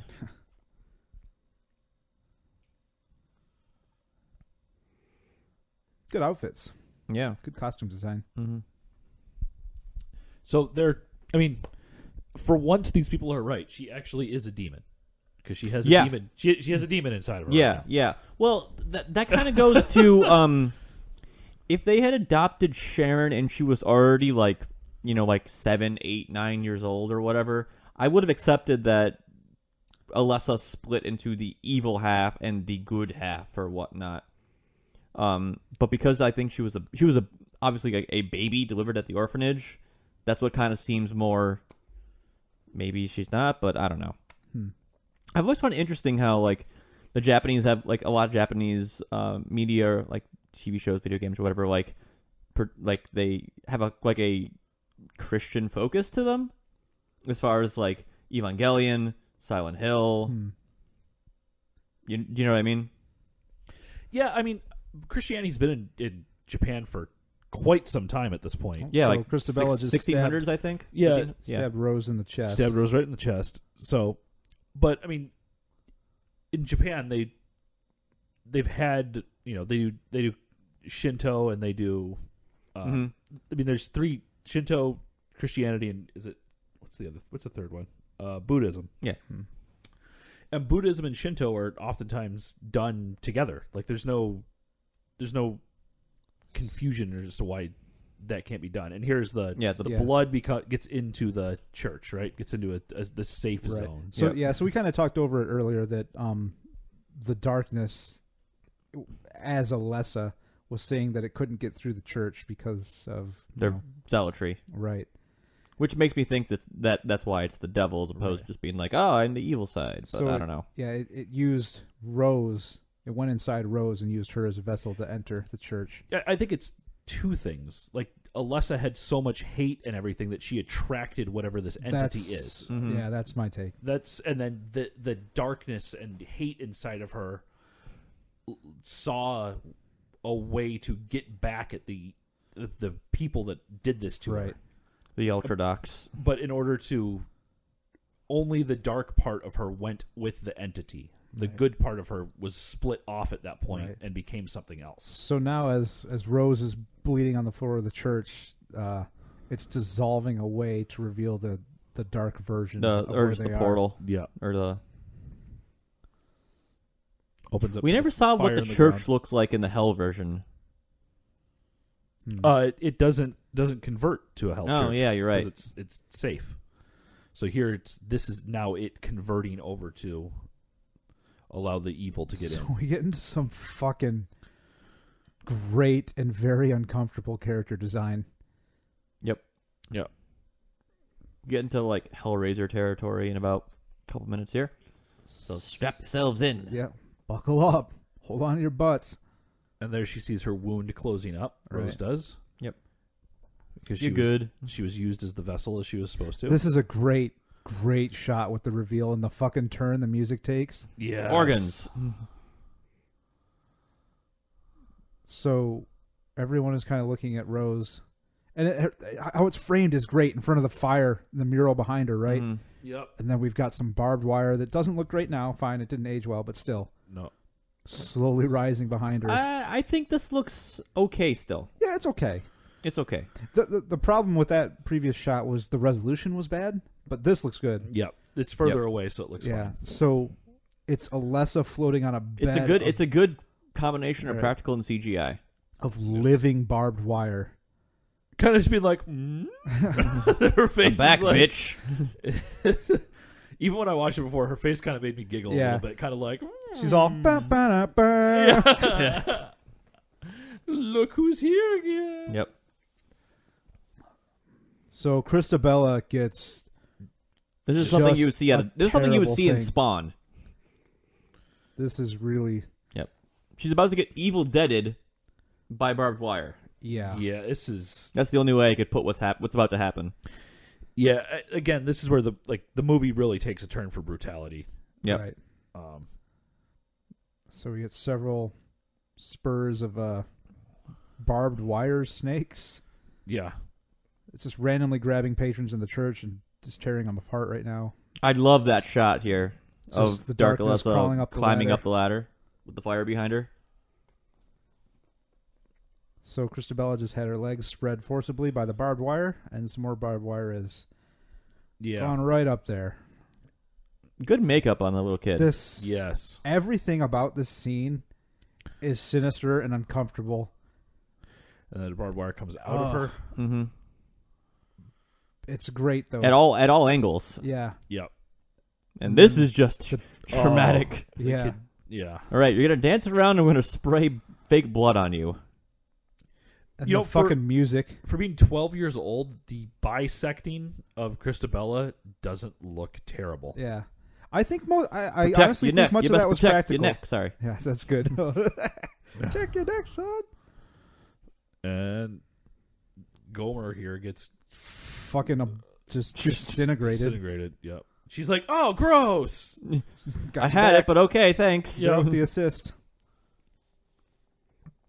So this just living web of barbed wire is a horrific thing. Yeah.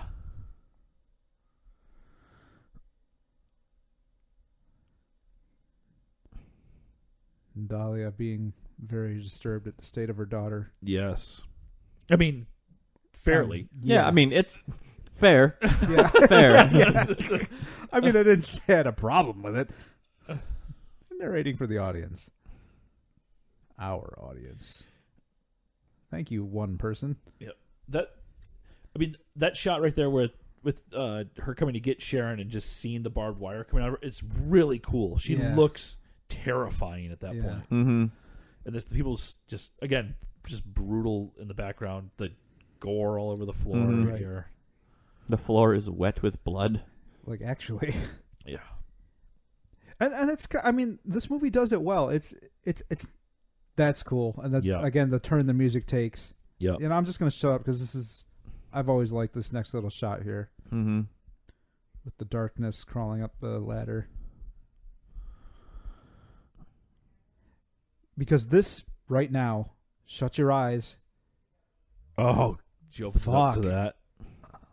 Because that thing to me is a very primal thing that people deal with as far as fear.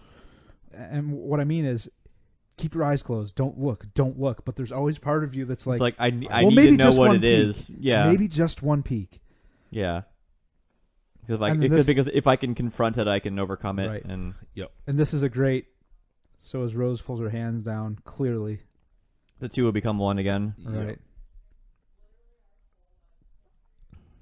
That's Yeah, such a cool shot. The church is now clean. Mm-hmm. Um, Dahlia on the steps. is on the steps. This, yeah. It's an interesting lesser of two evils situation for Dahlia here, right? Maiden. Yeah. You also have the maiden mother crone of Right. the triptych. So Dahlia shares a knowing glance with Alessa in quotation marks. Mm-hmm. Yep. No, I guess it is. It is still technically it is Alessa. Yeah. So Dahlia If you go by the fact that the two split and then from her remerged. originally, yeah. So Dahlia wanted to be removed from the purgatory, but Alessa, I guess, clearly left her, right? Because the souls that were taken just now presumably went to a worse fate. Yeah. Yeah. If my memory serves correctly on how purgatory supposedly works, is if, souls go there and then eventually will move on to heaven, They await possibly. They await judgment is what they do. Yeah. So, possibly move on to heaven or hell. In the case that you are a child burner. Sucking the thumb is weird. No, it's interesting because, and I've always thought that's a cool concept to play with in horror movies, is just the idea of innocence, right? Yeah. And that's what that is. That's just kind of like, there's still a bit of innocence there. She's like, oh, fuck. I wonder what happened to Sybil. Because I guess she saw what happened to Sybil. Did she, though? Yeah. She's like, Yeah, oh, she God. Because they saw like the smoking husk, but her leather pants survived. Yeah, I mean, the way that she acted, I presume that she knew who that was. Well, she saw that, when she went down, she was left up there, and then if Christabel is still alive, then, well... Yeah. And there's a freshly smoked corpse.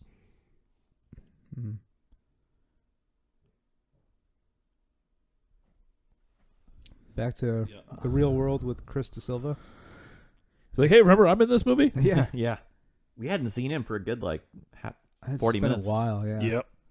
It's been a while. Part of me wonders...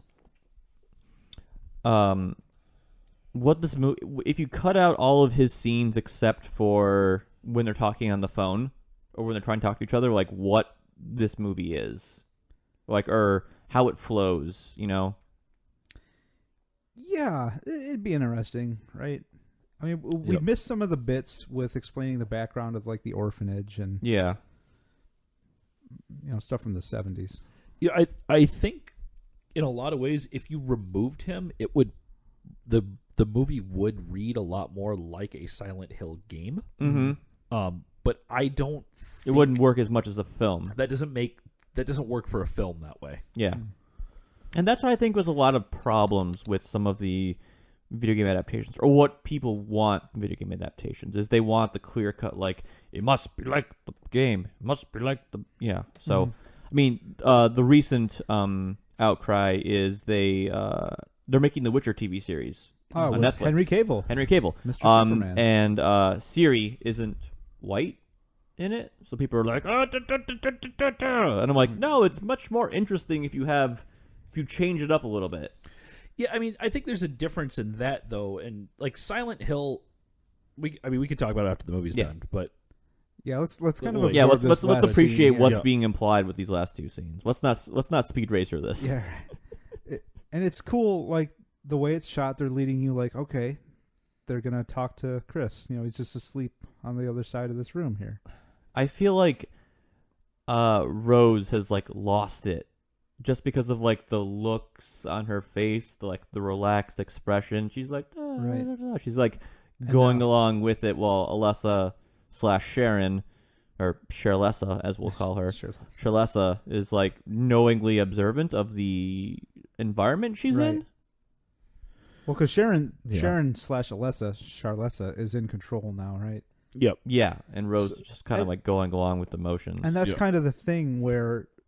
But then it's weird, how do you explain, the open door and... It's those weird, sudden, incalculable crossings of the dimensions, right? Yeah, because how he's oh, I know she was here.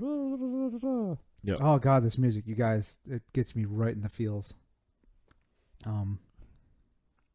So, yeah, and to speak to your, or maybe it was James, was talking about Rose just being like almost hypnotized by this reality. That was me. And that's the thing, like this purgatory that is, property of the darkness. It's just like you don't know you're there. Yeah. Right. Denial of the situation that you're in. Yeah. Which is what the people in the church were like. I don't know that they hadn't realized they were in that weird purgatory. Yeah, I don't know that denial is the right word, but just like obliviousness. Yeah. Right. Yeah. And kind of a cool end credit sequence, actually, too. Yeah, this is very much a 2000s credit sequence. Yeah. It's very stylistic. It's not just, which we've gotten back to being just names down the page. Yeah. So that wrapped up Silent Hill for us.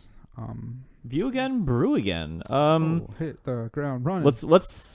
We got a number of things we drank today, so let's go through them all. We had the Ethiopian coffee cider. We had pine and rye. We had Hungry Girl, which was the strawberry and white pepper. And then we had the Bare Necessities, which is the traditional mead, aged in bourbon barrel with wildflowers. Was that what it was, Ryan? Yeah, a couple of different. I'm going to grab the bottle one moment. Yeah, so we have wildflower honey blossom and star thistle honey blossom. All right, yeah. So, view again, brew again on these many things. Starting back, let's start with James. James. The coffee one, yeah.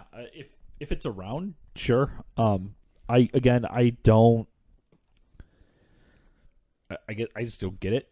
Like, that's a great coffee taste, and the cider taste is completely superfluous to me for that. Like, you could just make that.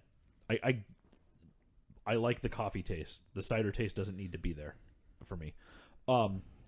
The rye and whatever one, Ryan, I like Ryan Pine. Ryan Pine. I like that a whole lot. That was good. No for the third one. Hungry Girl. Okay. It just was lacking for me. It was just kind of around. This last one, yeah, I really like Bare Necessities a whole lot. This is super good. View again, yeah. I'm sure Ryan will tell you, but him and I have been the only two voices defending this film amongst our group of friends for a decade since now. It came out. Yeah. So, anyway, Yeah. I'll go next. Let's see. Brew again. Ethiopian, yes. The Ryan Pine, definitely yes. The Hungry Girl, I had forgotten that I had this mead before, or excuse me, cider before. Apparently, I rated it much higher when it was on draft. I didn't like it as much in cans, so maybe it just doesn't.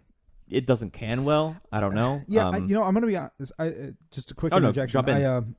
All the stuff that we had today, I tried previously at Cellarmen's on tap before getting it canned or bottled.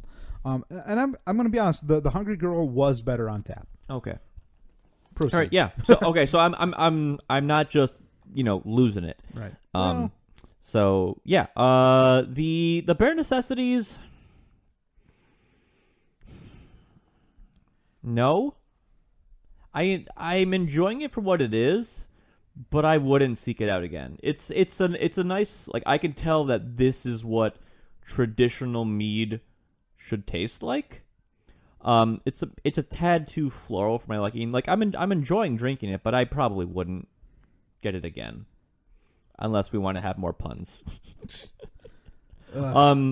As for view again, I will be the third person in our group of friends who defends this movie, because as someone who, as I've been saying, did not know anything really about this film series before going into this, was able to understand what was going on, maybe in a different way than fans of the video game were or would, and just appreciating this movie's dripping with atmosphere, and I can really appreciate that. I love movies that do that. As just like the setting is itself a character in the film.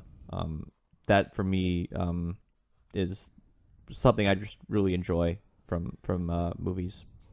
So yes, this is going to be probably part of my yearly Halloween movie nights. That makes me happy. Yeah. Makes me happy, Max. So, but because I was expecting something much worse from this than what we got. The dialogue at certain times Yeah, is straight out of it's pretty video bad. games. It's not like House of the Dead bad, but it's not it's not the great. We should definitely do that movie, by the way. I was referring to House of the Dead video games, not House of the Dead the movie. But Have you seen the movie? no. Oh my god. Yeah. Yeah. Oh boy. Oh Anyway, no. Yeah. Which it's real bad. going back, this has been the first like video game movie we've done, I think, since Assassin's Creed. Yeah. Yeah. And we Which doesn't feel like that long away or Right. that far back. But before that, it was. It's been a while since we haven't done too many like adaptations recently. I Yeah. feel like that's all right. I could be wrong. An though. observation. We have been drinking a lot today, so. Accurate. James, you had more things you wanted to bring up in regards to this and the sequel. Me. Ryan, excuse me. All right, I'm gonna answer the questions first, and Sorry about this that. might end up being a pretty long episode. I'm kind of hoping it does, but let me start with the. Should we open the next bottle? Sure, maybe. All right. You Keep talking. All right, so view again, brew again. View again. I think it's clear that I would. Yeah, view again. I love this movie. I had some problems with it. Again, just being a little too nerdy and purist from the video game perspective when this came out. But I enjoy this movie a lot. And I was thinking the other day that if I had never played any of the games and had seen this movie, I would very much still like this movie, a lot. This is a lot of the things that make me enjoy horror. It's just very bizarre. There's a lot of supernatural stuff. It's just brutal a lot of the times. Can I pause you Yeah, real quick? for sure. Something? They just did something very interesting in the credits here for the special effects sequences. Okay. They had a number of, and the only reason I'm pausing for this is because I think you'll appreciate this. Yeah, fine. Yeah, they had a number of special effects studios up there, and in parentheses underneath each studio, they actually had the portions of the movie as whether they were the scenes or the certain effects that they worked on in the movie. I think that's rare. That doesn't happen a lot, but that's cool. Yeah, because usually it's kind of just lumped together. Like the end credits crawl will just list the effects studios that contributed to films, which nowadays is an enormous amount. Yeah, especially but that's cool. I like to know that. Right? Like, yeah, that's kind of cool because they had the scenes, and then another one they just said speed effects, and right. So that was that. I have not seen that. I think they might have had something similar in Doctor Strange because there was so many special effects. That movie's for that fucking one. wild. That's visually. that initial scene when like all the hands and yeah, stuff. whoop, whoop, whoop, whoop, whoop. Yeah. Sorry. Back to Ryan discussion. No problem. Yeah, so view again. It's clear. I actually very much like this movie. Brew again. I'm gonna step through a few of these many drinks that we've had. So I'm gonna start with Hungry Girl. I like it. I like it better on tap. It is a little kind of watery tasting out of the can, but still really good. The first one is the coffee cider, and that's kind of the thing that when when I talk to someone about Cellarmen's, that's the drink that I bring up, just because I think it's a very weird combination of flavors that sounds like it's going to be terrible, but is very good, and I like it a lot just for how it tastes. But I think maybe part of the reason I like it so much is that it is so unique. It's a very unique combination of stuff. It is. So very, very much. I like that one a lot. The Bare Necessities, which I'm finishing up right now in one moment. Super, super good. I like it a lot. There's enough bourbon character in here to just obviously be like, yeah, that's bourbon. But it's lacking in a lot of maybe some of the harshness that might prevent people from trying bourbons. Yeah, I agree with that. Yeah, you could serve this to somebody in like a finger or two fingers with a single thing of ice, and people would drink it and get close to a bourbon taste. Yeah, it's almost it's not like a lot of the bourbon barrel beers we've had where it just like punch you in the face with bourbon. Yeah. This is a thing where if someone had not tried whiskeys or bourbons before, I'd be like, all right, try this first. This might be a good way to grease the wheels there. And then more Cellarmens. All right. I've lost my train of thought completely. Oh, yeah, the pine and rye. Wow, that was so good. I remember liking it very much. Here, Max, you can pour this for us. You talk, I'll pour. I remember liking that very much off the tap at Cellarmen's, but man, drinking it again today was super good. I am going to throw more money at that because I very much like the pine and rye. That was just super good. I'm gonna pour myself some, I guess. Here, this next Ryan, thing. while you're pouring, go I'll ahead. posit you a question. Okay. Cellarmen's or bee nectar? Those I honestly could not choose. They both have totally different offerings. They both do a really good job of experimenting with stuff. I feel like Cellarmen's does a lot more of just like, hey, let's see what the fuck happens. But yeah, I like them both, and luckily for us, they're both within very close driving distance. It's funny. All the mead places are very close to each other. Both Cellarmen's and Bee Nectar and Schramm's, which I would say Schramm's of the three is the most traditional as far as like, here is our blackberry mead. That's what it is. It is a blackberry mead. Right. So they do like some like kind of off the wall stuff, but it's off the wall in the sense that it's like a raspberry vanilla bean bourbon barrel one, and that is as off the wall as it gets. It's off the wall in the sense that it mixes a lot of flavors, but not in the way that Bee Nectar or Cellarmen's will do some with some of their things. I'll perhaps on a later episode. I've still got some bottles in the back of more traditional meads from the Drinking Horn in Arizona. We can get into those at a later episode. But those, I'm very interested in getting your guys' opinions on those, because those are very, very just unpretentious, straightforward meads, and I like them a lot. Okay. I've got just their tradition, like they call it the trad, their traditional mead, and I forget the flavor I got. It might have been watermelon, actually. That's interesting. I 'cause that's can't remember, that but don't hold me to is that. hit or miss, really. So man, I just have so many things I want to talk about. No, let's keep going. But before you go any further, Do it. We just opened up our last bottle of Cellarmen's. We have Princess Shelf Jockey, which sounds like a character that you would find in an Adventure Time. Yeah.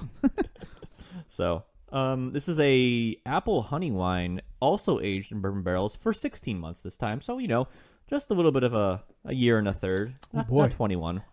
I'm all man. about this. Yeah, this is very real nice. good. Man, I did a great job, you guys. Go me. Good job, Ryan. Thanks, everyone. Yeah, it says it's a semi-sweet Cider, which I would agree. It's got a sweetness to it, but it's not too much that like I am comfortable drinking this amount that I have in my glass right now. I think is this the sweetest thing we've had today? I think this is the sweetest. Hungry Girl wasn't even this sweet. Well, Hungry Girl had that pepper finish, which really made it not as sweet as but even up front, I don't think it got that sweet. In my opinion. Yeah, I think you might be right. The pineapple one, no, it didn't start that sweet. So yeah, this might be the sweetest thing we've had. Right. So Ryan, a couple of questions. Lots to talk about here, you guys. Oh boy, strap yourselves in. This is a post-movie in-depth discussion. Akin to Assassin's Creed. Right. Nerd rant alert. That went like 30 minutes longer than the movie. So, Max, you have seen the second Silent Hill movie. Yeah, So Kit Harington's in that one, as well as Malcolm McDowell, who hasn't aged since the 90s, apparently. Basically, yeah. Yeah. So I just, as a kind of a very general question, I was wondering, how do you compare this movie to that movie? Like, how successful it is just as a movie, and how it was... I don't know. Performed, how it was technically achieved. Like what? It's been a long time since I've watched that one. Okay. I think that one was like 2012. So obviously the special effects have gotten a little better. There's some good particle effects of like this dark wind that's prevalent throughout that movie, which looks pretty good. But overall, like that movie's not as good. There's still like some very weird, uncomfortable scenes, like Pyramid Head like operates like a carousel or something like that. Like I remember seeing him sitting in a chair and like working in an assault bike. Right. It's generally regarded as not as good as a movie. And it has this also weird religious plot to it. And I legitimately it's one of those like I saw and then like wrote it off in comparison with this one, which I'm like, okay, yeah, this movie like this is a legit definitely film. had a legit like following to it, and that one was this movie made a good amount of money. I think the budget for this was like 26 and it made like 97. That's all, really? No, this movie had a budget of 50. Oh, and it made 100. 56 made 100. Okay. Either way, made back its budget probably. Hard as hell with marketing and such, Right. but was considered financially successful in comparison with the second one, which was not. I think this one does a lot with a little. Right. As far as it doesn't do anything too crazy other than the end, really. Well, maybe some of the hell transition scenes, but yeah, like I can't remember much about Revelations. Revelations as it's known as. That one, I feel like that one has a lot more of like, this is a reference to that. That is a reference to this. That's kind of what I was gonna say. It's a lot of, and I only know that because I looked up on Wikipedia after I watched the first one, being like, what was the second one about? And I was like, I don't want to read this in-depth synopsis of using Sharon to bring forth the blah blah blah blah, and I'm like, nice. Yeah, that one seems much more up its own ass than this one. So Revelations, in my opinion, was just it's actually just a bad movie, and I had almost no fun watching it.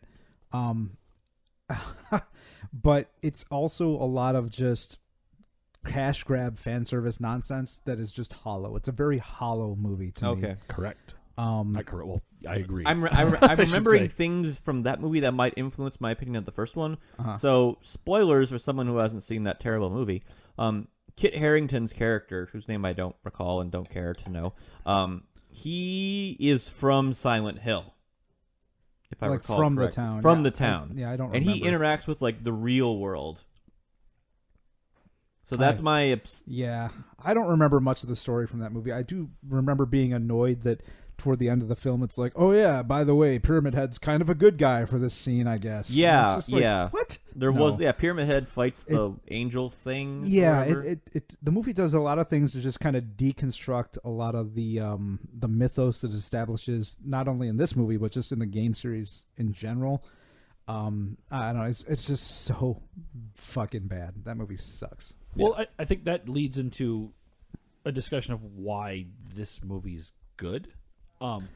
Right. This is good, and just as a video game movie in general, this is good because I mean, really, you and I could be, for people that have played Silent Hill, it's kind of, they know, but for people that haven't, Silent Hill stories are super obtuse. Right. They're right. out there. They're absurdly and that's obtuse. Good. It's good, but what that does is that this movie doesn't. Even though there's a decent amount of exposition in this movie tells you why things are happening, but it doesn't tell you how things are happening. Right. And I think as weird as that sounds, there's a difference between that. Mm-hmm. It tells you that there is a demon here or some dark entity here, and it's here because the town burned children alive. Right. And this dark entity can do these horrible things. Right. And you're like, okay, I buy it. Sure. Right, that makes sense as far as a Western folklore thing goes. Yeah, but it doesn't spend time trying to be like, well, the dark entity is from the realm of yada yada that does this thing and gives them the power over reality and blah blah blah. Silent Hill doesn't care about any of that. It wants to do it. It really follows the rule of cool a lot of the time. Like, yes, this is evil and terrible and awful because it is. Right. I think that particular kind of storytelling is a much more like Japanese style. Right. Like Japan, just like, it's like this because it's like this. Right. Yeah, and... Well, I feel like a lot more Western things, like, we must get into the nitty-gritty of, I am from the plane of the dark barbed wire. How many midi-chlorians do these ghosts have? Yeah, you don't need to fill the cracks in, right? Yeah. I mean, we were complaining... Samus's ship does not need a name. Right. It's a fucking ship that looks like her helmet, and that's cool. Yeah. Yeah. That's it. And I think that's where video game movies often fail, is that they spend all of this time trying to rework the narrative and then spend all this time explain why the narrative makes sense, as opposed to just grasping onto the strengths of video games in general. If there's a strong narrative in a video game already, you can grab it and go with it. You can make small tweaks and deal with it, but which is kind of what this movie did. This movie takes the best of the first two games and plays with it. Is really what it does. That's how I view it. Right, I don't know. Like, I'm assuming you feel a little bit like that too. Yeah. Because one thing for the first game has what, 7 endings, or 15 or something crazy. No, like it's not that? 15. It's very Japanese in the amount of endings. But there's like, on all of those endings have completely different explanations for what's going on. Yep. So, and even the Silent Hill, it's been like, well, what's the best? What's the one that's canon? And they're like, they're all canon. Right. Exactly. Yeah. No, that's great though. Like Yeah, I love yeah. that. It's mean, like is Deckard replicant? It doesn't matter. Yeah, it What do you doesn't want it? matter. It's what you want it to be. Well, and it's less for them what you want it to be, and it's more for them like how the characters figure out what's going on matters. It's not Right. that the characters in the bad ending didn't solve things correctly, so they got a bad ending. It's that in that world, this is how things happened, so Right. that's the canon for that world. Right, And for that outcome. For that outcome. In a world of multiple realities, because there are three presumably, at least? in this Right, one, right. Yeah. that makes a lot of sense. And the second movie spends a lot of time trying to explain the how. Yes, it does. It doesn't just give you the why.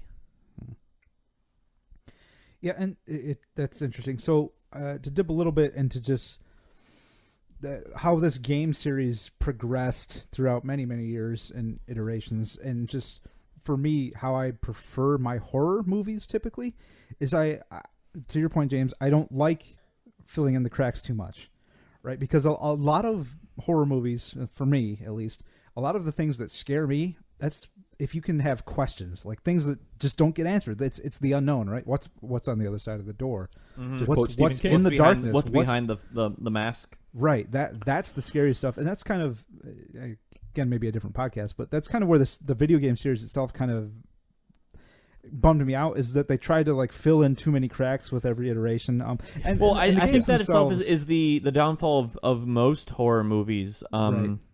especially when you get into like Nightmare on Elm Street and Halloween. Like when you get into like Nightmare on Elm Street 6, Freddy's Dead. There is like 3D one. here's Freddy as a child and whatnot, whose dad is Alice Cooper. Even though like the fourth or the third or the fourth movie, it's like the highest grossing of the series, which is very off the wall as far as those go. Which one is Dream Warriors? Is that 3? 3? Yeah. 3. I think 3 is one of the most like successful of Yeah. 3 and 4 are the most successful of them. But like Halloween 6, which we're gonna have a guest on hopefully soon, who is a vehement defender of that movie. That explains Michael Myers as he is like the chosen member of a cult, the Cult of Thorn, I think it's called. And it takes Halloween and puts it into like a mythology kind of era, or not era, but a mythology kind of genre kind of thing, where he's so strong and tough because cult nonsense. So Right. I mean, you don't need all of that sometimes. I mean, I haven't seen that one, so I can't really comment on it, but that's just the perception of the majority of that movie. It was like, it is not good, but you know. Yeah. To your thing, Ryan, I mean, 2 doesn't explain Silent Hill any more than 1 does in the game As far as world. the games? Yeah. No, it Just tells a different story in Silent absolutely. Hill. Absolutely. And, Yeah. and they could have done that over and over and over again Right. without ever having to do more. Right, and that's what I wanted, and I think Right. that's more effective as a narrative paradigm, I guess. And I was kind of bummed to see them be like, "Well, I guess we have to explain, all this bullshit." Like, no, No, you I don't. Yeah, know. because You like don't. beginning You of really 2, don't. Sean Bean somehow pulls his daughter out of the shadow realm. Oh, or I'm talking whatever. about games. Oh. Game-wise, Silent Hill 1 and 2 don't. They have zero interest in explaining Yeah. the how at Right, all. exactly. It's just Yeah, this you is don't- you don't Silent need Hill. This is what it's like, and go with it. And actually, not that it matters that much, but the Silent Hill Revelations borrows heavily from the third Silent Hill game, which is a continuation of the first Silent Hill game. 2 is totally separate from those arcs as far as story. Yeah. Yeah, I mean, to give you an idea, Max, from the different endings and everything for Silent Hill 1, I interrupted Ryan, and I apologize, Ryan. No, that's fine. No, that's cool. There is actually an ending to Silent Hill 1 where the answer is aliens. That's right. What? So, yes. Oh yeah, the aliens ending. Which still, aliens are terrifying, by the way. Yeah, but like, I'm not kidding. Like, Yeah. it's like History Channel weird crazy Yeah, guy just aliens hands out guy. aliens. Oh, Giorgio. like whatever, that's actually the Salas or ending whatever to his it. name And is. people are like, "Is that a real ending?" And the guys were like, "Yes." Yep, they all are. Yeah, they all are. They're all real endings. So Then. Yeah, so we Max, a little bit ago you mentioned Western horror, and that kind of triggered a memory for me. I did a lot of reading about Silent Hill the game because there's a lot of superfluous, just nerd history of the raising of Ryan. But For sure. I was reading a PSM, a PlayStation magazine in middle school.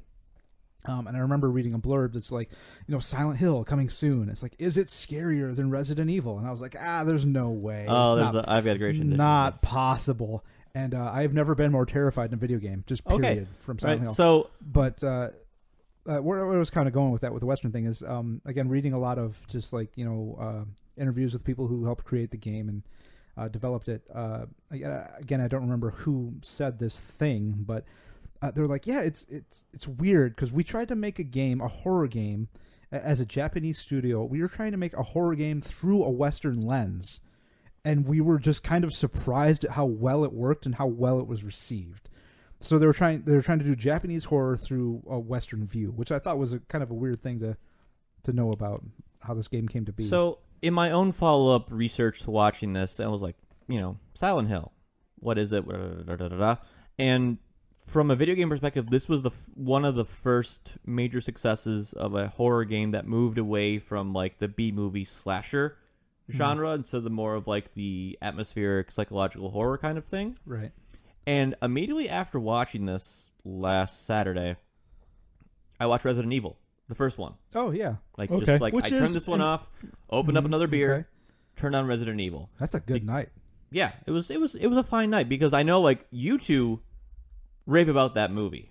It's in my opinion, it's the best Resident Evil movie in the series. It's also the most authentic, if not accurate, which if anyone who's listened to the Assassin's Creed podcast, we talked about at length. Yeah, It's also just, honestly, it's not a bad movie, and it would be a better movie if you just removed the Resident Evil title. Yeah, if it you didn't titled really that need movie it. Alice, people would like that movie a whole lot more. That's that's your thing of like we're not gonna call this Black Panther, we're gonna call it T'Challa. No, but it's not. I'm- Alice I'm- has I'm nothing to do with pulling your Resident leg Evil. here, but- I mean, Yeah. that's I'm trying to make it like my point there is that movie is living in the shadow of its source material. I will say, Yeah. If you here's the remove thing. Here, I am much more familiar with Resident Evil source material than I am with this source material. I liked this movie better than I liked Resident Evil. Same. yeah, This movie same. looks. But everything about this movie looks or is better than the Resident Evil movie. But the Resident Evil movie is also doing something different. The Resident Evil movie is an action horror movie that's playing with a lot of just general tropes as opposed to this movie, which is an atmospheric movie. This movie, Max, is going to be up your alley. You love noir movies. This movie is a horror noir movie in a lot of ways. Mm-hmm. If you were to take the Silent Hill title off of this movie, it would still be a good movie, but I think you lose a little bit of it because you don't have the background and authenticity to this movie that it would have. I think if you do the opposite to the Resident Evil movie, most people would like it more because there's people that know Resident Evil and they're like, oh, it's a zombie movie or it's supposed to be about zombies. You could call this movie Going Home or whatever. But I think you lose something at that point. Because okay. the purposeful subtle, I misunderstood what you had said, but yeah. the purposeful subtle references that are in here that don't affect the narrative don't matter anymore. They're gone. Resident Evil doesn't do any of that. The only real nod in there is like, hey, look, there's the Umbrella G virus Corporation and the T virus. right. Yeah, Umbrella bless the fucking mansion. Right, and you could He's easily, going into the Nemesis program. right. I mean, you could easily convert all those things over to other words, and honestly, that would just be like a like middling grade, fun, dumb horror action. Right. movie. Yeah, I mean, there's 3 years between Resident Evil and this movie, I believe, maybe 4, and there's a definite jump in some of the effects. Yeah, and or we some of the film styles, or I mean, but even there, like the Resident Evil movie doesn't do anything to capture the atmosphere of Resident Evil. no, it's just it's make a very movie. generic-y as far as like what the sets feel like. Like after watching such an atmospheric movie in Silent Hill, then watching Resident Evil, I'm like, oh my gosh, you could be doing so much more. But that's my point is that it's like this movie wants to live in the source material, and it does a good job in that there is no definitive narrative to Silent Hill, so that's why that's why this is a much more easily translatable narrative because you can grab all of that atmosphere and tell a story inside of Silent Hill and still be Silent Hill. Okay, so here's I just come up with a great comparison to this movie that I can also apply to Assassin's Creed. It lives in the source material without being beholden to it. But there's nothing to be beholden to. The source material of Silent Hill is that you're beholden to nothing except the atmosphere. Yeah. Okay. And I can see that. but That kind of goes more to where going back to Assassin's Creed, the story of that movie very much feels like an Assassin's Creed story. Man goes into machine, man goes into past, finds mysterious thing, then shifts kills to present, dudes, get memories. has to, find thing, kill someone to stop people from getting thing. But so just a quick parallel. I think it might be kind of taking a left turn here, but as far as just something that can establish the atmosphere and still be authentic to Silent Hill, I feel like the TV show American Horror Story could be kind of analogous to that, right? Like every season, it's different, totally. It's a self-contained story, right. But you're going for the same kind of atmosphere, the same kind of themes, while not necessarily being tied together. It's a little bit of a loose analogy, Dread. I guess. I don't know. No, but I get what you're saying. You've created a. You don't have to continue the narrative, but you've created a concept of horror that you're going to follow, and you're going to explore that through different lenses and different settings constantly. Whereas, instead of in a shift on that, Silent Hill establishes the atmosphere of Silent Hill, the horror of Silent Hill, and what you do is you tell different narratives through the different experiences people have through those events. Right. So some other stuff I just want to kind of cover in the wrap up. So this movie. So why is this a bad movie, you guys? Why are we even doing this? Why are we doing this movie? We all love it. I love this movie. Yeah, I love this movie too. So part of it. One of you two put this on the list. Yeah, it was probably me. So critically, I think this movie kind of bombed. Yeah, it didn't bomb nearly as hard as the follow up, for sure. But it bombed critically. I think it bombed mostly because of the dialogue. No, it bombed specifically for the meandering narrative. But I think like I looked at this game very much follows a video game style of narrative. You're like, okay, I'm in this location. What is going on? I'm going to explore. Oh, creepy thing. I'm going to explore. Oh, creepy thing. NPC. Creepy thing. Yeah. Oh, clue on what's going on. And that's very much that is exactly what this movie is. And it does it well, though, I think. Yeah. This movie has like over 100 different sets as far as like scene, chain link factory, fence factory, tetanus factory, creepy hotel. There's so many different scenes, and it takes you so long. You don't find out what's actually going on, quote unquote, until like an hour and a half into the movie. Yeah, this is. I was just going to touch on that. The length. So this is long for just movies in general. This is 2 hours. 2 hours, 5 minutes, right? And for a horror movie, this is really long. But I quite honestly, for this film, very rarely felt disengaged. No, like because I was like on board, start to finish. It feeds you enough just to like keep you into the game, like into the game, quote unquote, involved. Like once you find out, like, oh, they're not actually in the real world, and it kind of leads you along, like what's actually going on here, and then you find out, oh, orphanage kind scene, of a drip and feed. Like it strings you along and just enough to keep you into the film without really realizing like that you're watching a 2-hour movie. Like it doesn't feel like a 2-hour movie.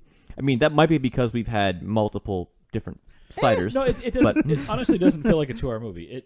It flows and ebbs the way that a narrative can. A narrative should in a atmospheric form of a movie. It really is in a lot of ways. It's a noir film. It's a character slowly but surely discovering the secrets and whys of what they're around. And noir films rarely show the how. Noir films rarely show the how.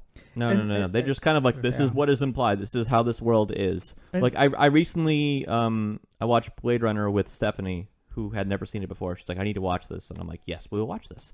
And that movie feels longer than this one is. Mind you, that is a slow slow film that also very, very atmospheric, but this movie does not feel nearly as long. Yeah, man, I just had a thought that was kind of important and pertinent, but I lost it. Good talk. It's out of here. We can follow this up on comments on various social media: Facebook, Right. Twitter, Instagram, etc., etc. Well, I guess, all right, so back to the bad movie thing, just a little bit of just a peek into our lives, my life, maybe more specifically. So I was so excited for this movie to come out. I was in college when it was released in theaters. I organized a very big event for people to come out to East Lansing and watch this at, I want to say, NCG Cinemas, probably. That is correct, because Right. it's the same theater that we went and saw Rambo at. Right, that's right. That's right. Wait, Rambo once or twice after it? Almost Do you want to twice. go see Rambo again? But no, I made a very big deal about this movie. I got more than 20 people to show up, tickets for everybody, and our friend Zach, Yeah. a lot of people I got rounded up for this film. And so it's for years, since its release, so like more than a decade now, for years it has just been a thing in our little group of friends for a couple of our friends to just rib me on this movie, like, oh no, that movie sucked, it was terrible, why'd you make us go see that? So like that's been a thing for more than 10 years. Like like Jordan on several episodes, that's one of his things. But I mean, that's fun, but it's not that bad. It really truly isn't that bad of a movie. Nope. My little question about that is the people who've been ragging you guys for a decade plus now. Do they say why? It's a lot, or is it just nitpicky? It's not No, like it's not- the it's- games, or no, is it? no. no, the- it's because I like it so much. Yeah, It's because fun I to- made it's- such a big deal about It's it. fun to poke at Ryan. Is Yeah, what it is. yeah, it's the story of my life, you guys. Yeah. So there's that. Also, just really quickly, I again, I played these games alone in the dark with headphones on, and Only way to play horror games. yeah, man, I was so scared. Like these games actually scared me to tears a lot of times. Like I was wet-eyed, just horrified, but I wanted to press on. Mm-hmm. And it's interesting. It's Well, kind that's like the whole like cover your eyes from the horror, but you're gonna just take look one between peek. the fingers, right? And that's always fascinated me as far as If we titled our episodes with the title, that would be what I'd have. It'd be cover your eyes, but just take a peek. right.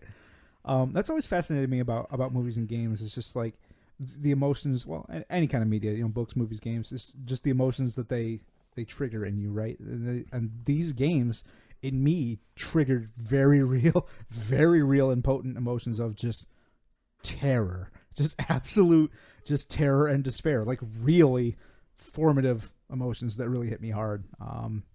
And as think sick as that is, I think that's very much just a part of this kind of genre of horror, as opposed to a slasher film where Of it's just course. like character A gets killed in method A, character B gets Right. killed in method B, where it's just like death, death, death, death, death. Where in this one, it's more just like a disturbing, not a human being killed in some kind of way, but just something alien or subversive to right? life itself. Yeah. In Question mark? Yeah, in a typical slasher film. Film? Your I Michigan showing. It's yeah, right. I mean, it can still be kind of scary, kind of unsettling, but in a normal slasher film, it's typically rules apply, like the rules of physics apply, normal things apply. All right, you might have a crazy Bolt guy cutting you up, resistance. right? But in the context of something like Silent Hill, which is very much how I prefer my horror, it's just you never know what the rules are because there aren't any rules, and that feeds into the what's behind the door again. It's like you just don't know that whole just nebulous what is even possible, what is even happening. It's never defined, and that's always the scariest thing to me. My mind takes over. I have a very No. Sometimes But I know why you enjoy this and why it provokes that kind of response. So Guillermo del Toro says there are 3 kinds of horror. 1, you are invaded. You personally, like your body, your mind, something is invaded. 2, your home is invaded. Mm-hmm. 3, you go someplace you shouldn't. Mm-hmm. 1 and 2 are very easy to do because they don't cost a lot. Number 3 is the one that costs a lot, and I think you get the most emotional response because, well, it's a different emotional response because of that. Silent Hill very much falls into that third category. You should not go to this town because of what happens in the town. Right. Oddly enough, you can apply one of those three categories to most horror movies. Some movies you can apply multiples of them. Alien, you can apply all three of them to them because one, your body's invaded by a xenomorph or facehugger. Two, there's a xenomorph on your spaceship. Three, you should not have gone into the spaceship where the eggs were. So, and I feel like each of those three elicits a different emotional response, and three, I think, is the one that really relies upon the atmosphere to really get into you in a different way than the other two. Okay, yeah, that's really cool. I didn't know that. Yeah, so like a lot of Lovecraft stuff is like number three, especially like the Mountains of Madness, which is the one that Del Toro was going to be attached to be the director I was so of. excited for that. But then he's like, well, they made Prometheus, and that was the entire movie pretty much of people like going someplace they shouldn't, and then going back to phase one of being infected by something they shouldn't have, or themselves being invaded. Less in the Lovecraft story, but very much going exploring someplace they shouldn't. Yeah. So, and a little bit, just about. I think we're running low on fumes here, so let's wrap this one up. Yeah, let's wrap it up. Now, I was just real quick as far as like the rules that apply or don't. It just rules. Not knowing what the rules are, that doesn't allow you to ever get your footing, right? Yeah, as far as feeling safe for that third category, when you go someplace you shouldn't, the rules don't apply because you're going someplace alien, and then you can't rely upon physics or just like whatever. That. Yeah, and if you do know even some of the rules, it gives you something to stand on, something to kind of maybe ground yourself, brace yourself, and kind of fight back. But when you don't know the rules, that just adds to the terror, it adds to the helplessness, and that's what I really like in my fiction as far as horror. Noted. / hashtag end rant. Hashtag scenario ideas. Right. All right, Mr. Thorpe, anything to add before we... He's just tired of hearing us talking. I know, that's what he looks like. I'm good. He's done. James is finished. Well, that wraps up another episode of Good Brews, Bad Views. Thank you for listening and enduring with us this movie and this long discussion about the merits of horror, the different styles of horror, and many different kinds of meads and ciders. The we hope you had a glorious good meads. time. As always, please check us out on Facebook, Twitter, Instagram, YouTube. You can subscribe to and listen to us on Google Podcasts, Stitcher, Apple Podcasts. Podbean? Yep. Check us out on www.gbbbvpodcast.podbean.com or on gbbvpodcast.wordpress.com. By the time this comes out, we might actually have www.gbbbvpodcast.com. Oh man, yeah, fancy. I'm saying this to like force myself to do it by the end of this. Right now you're tied to it. Right. Yep.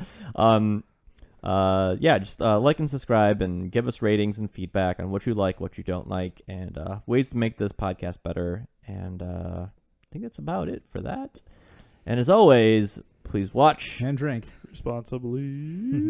Good night, everybody. Bye bye.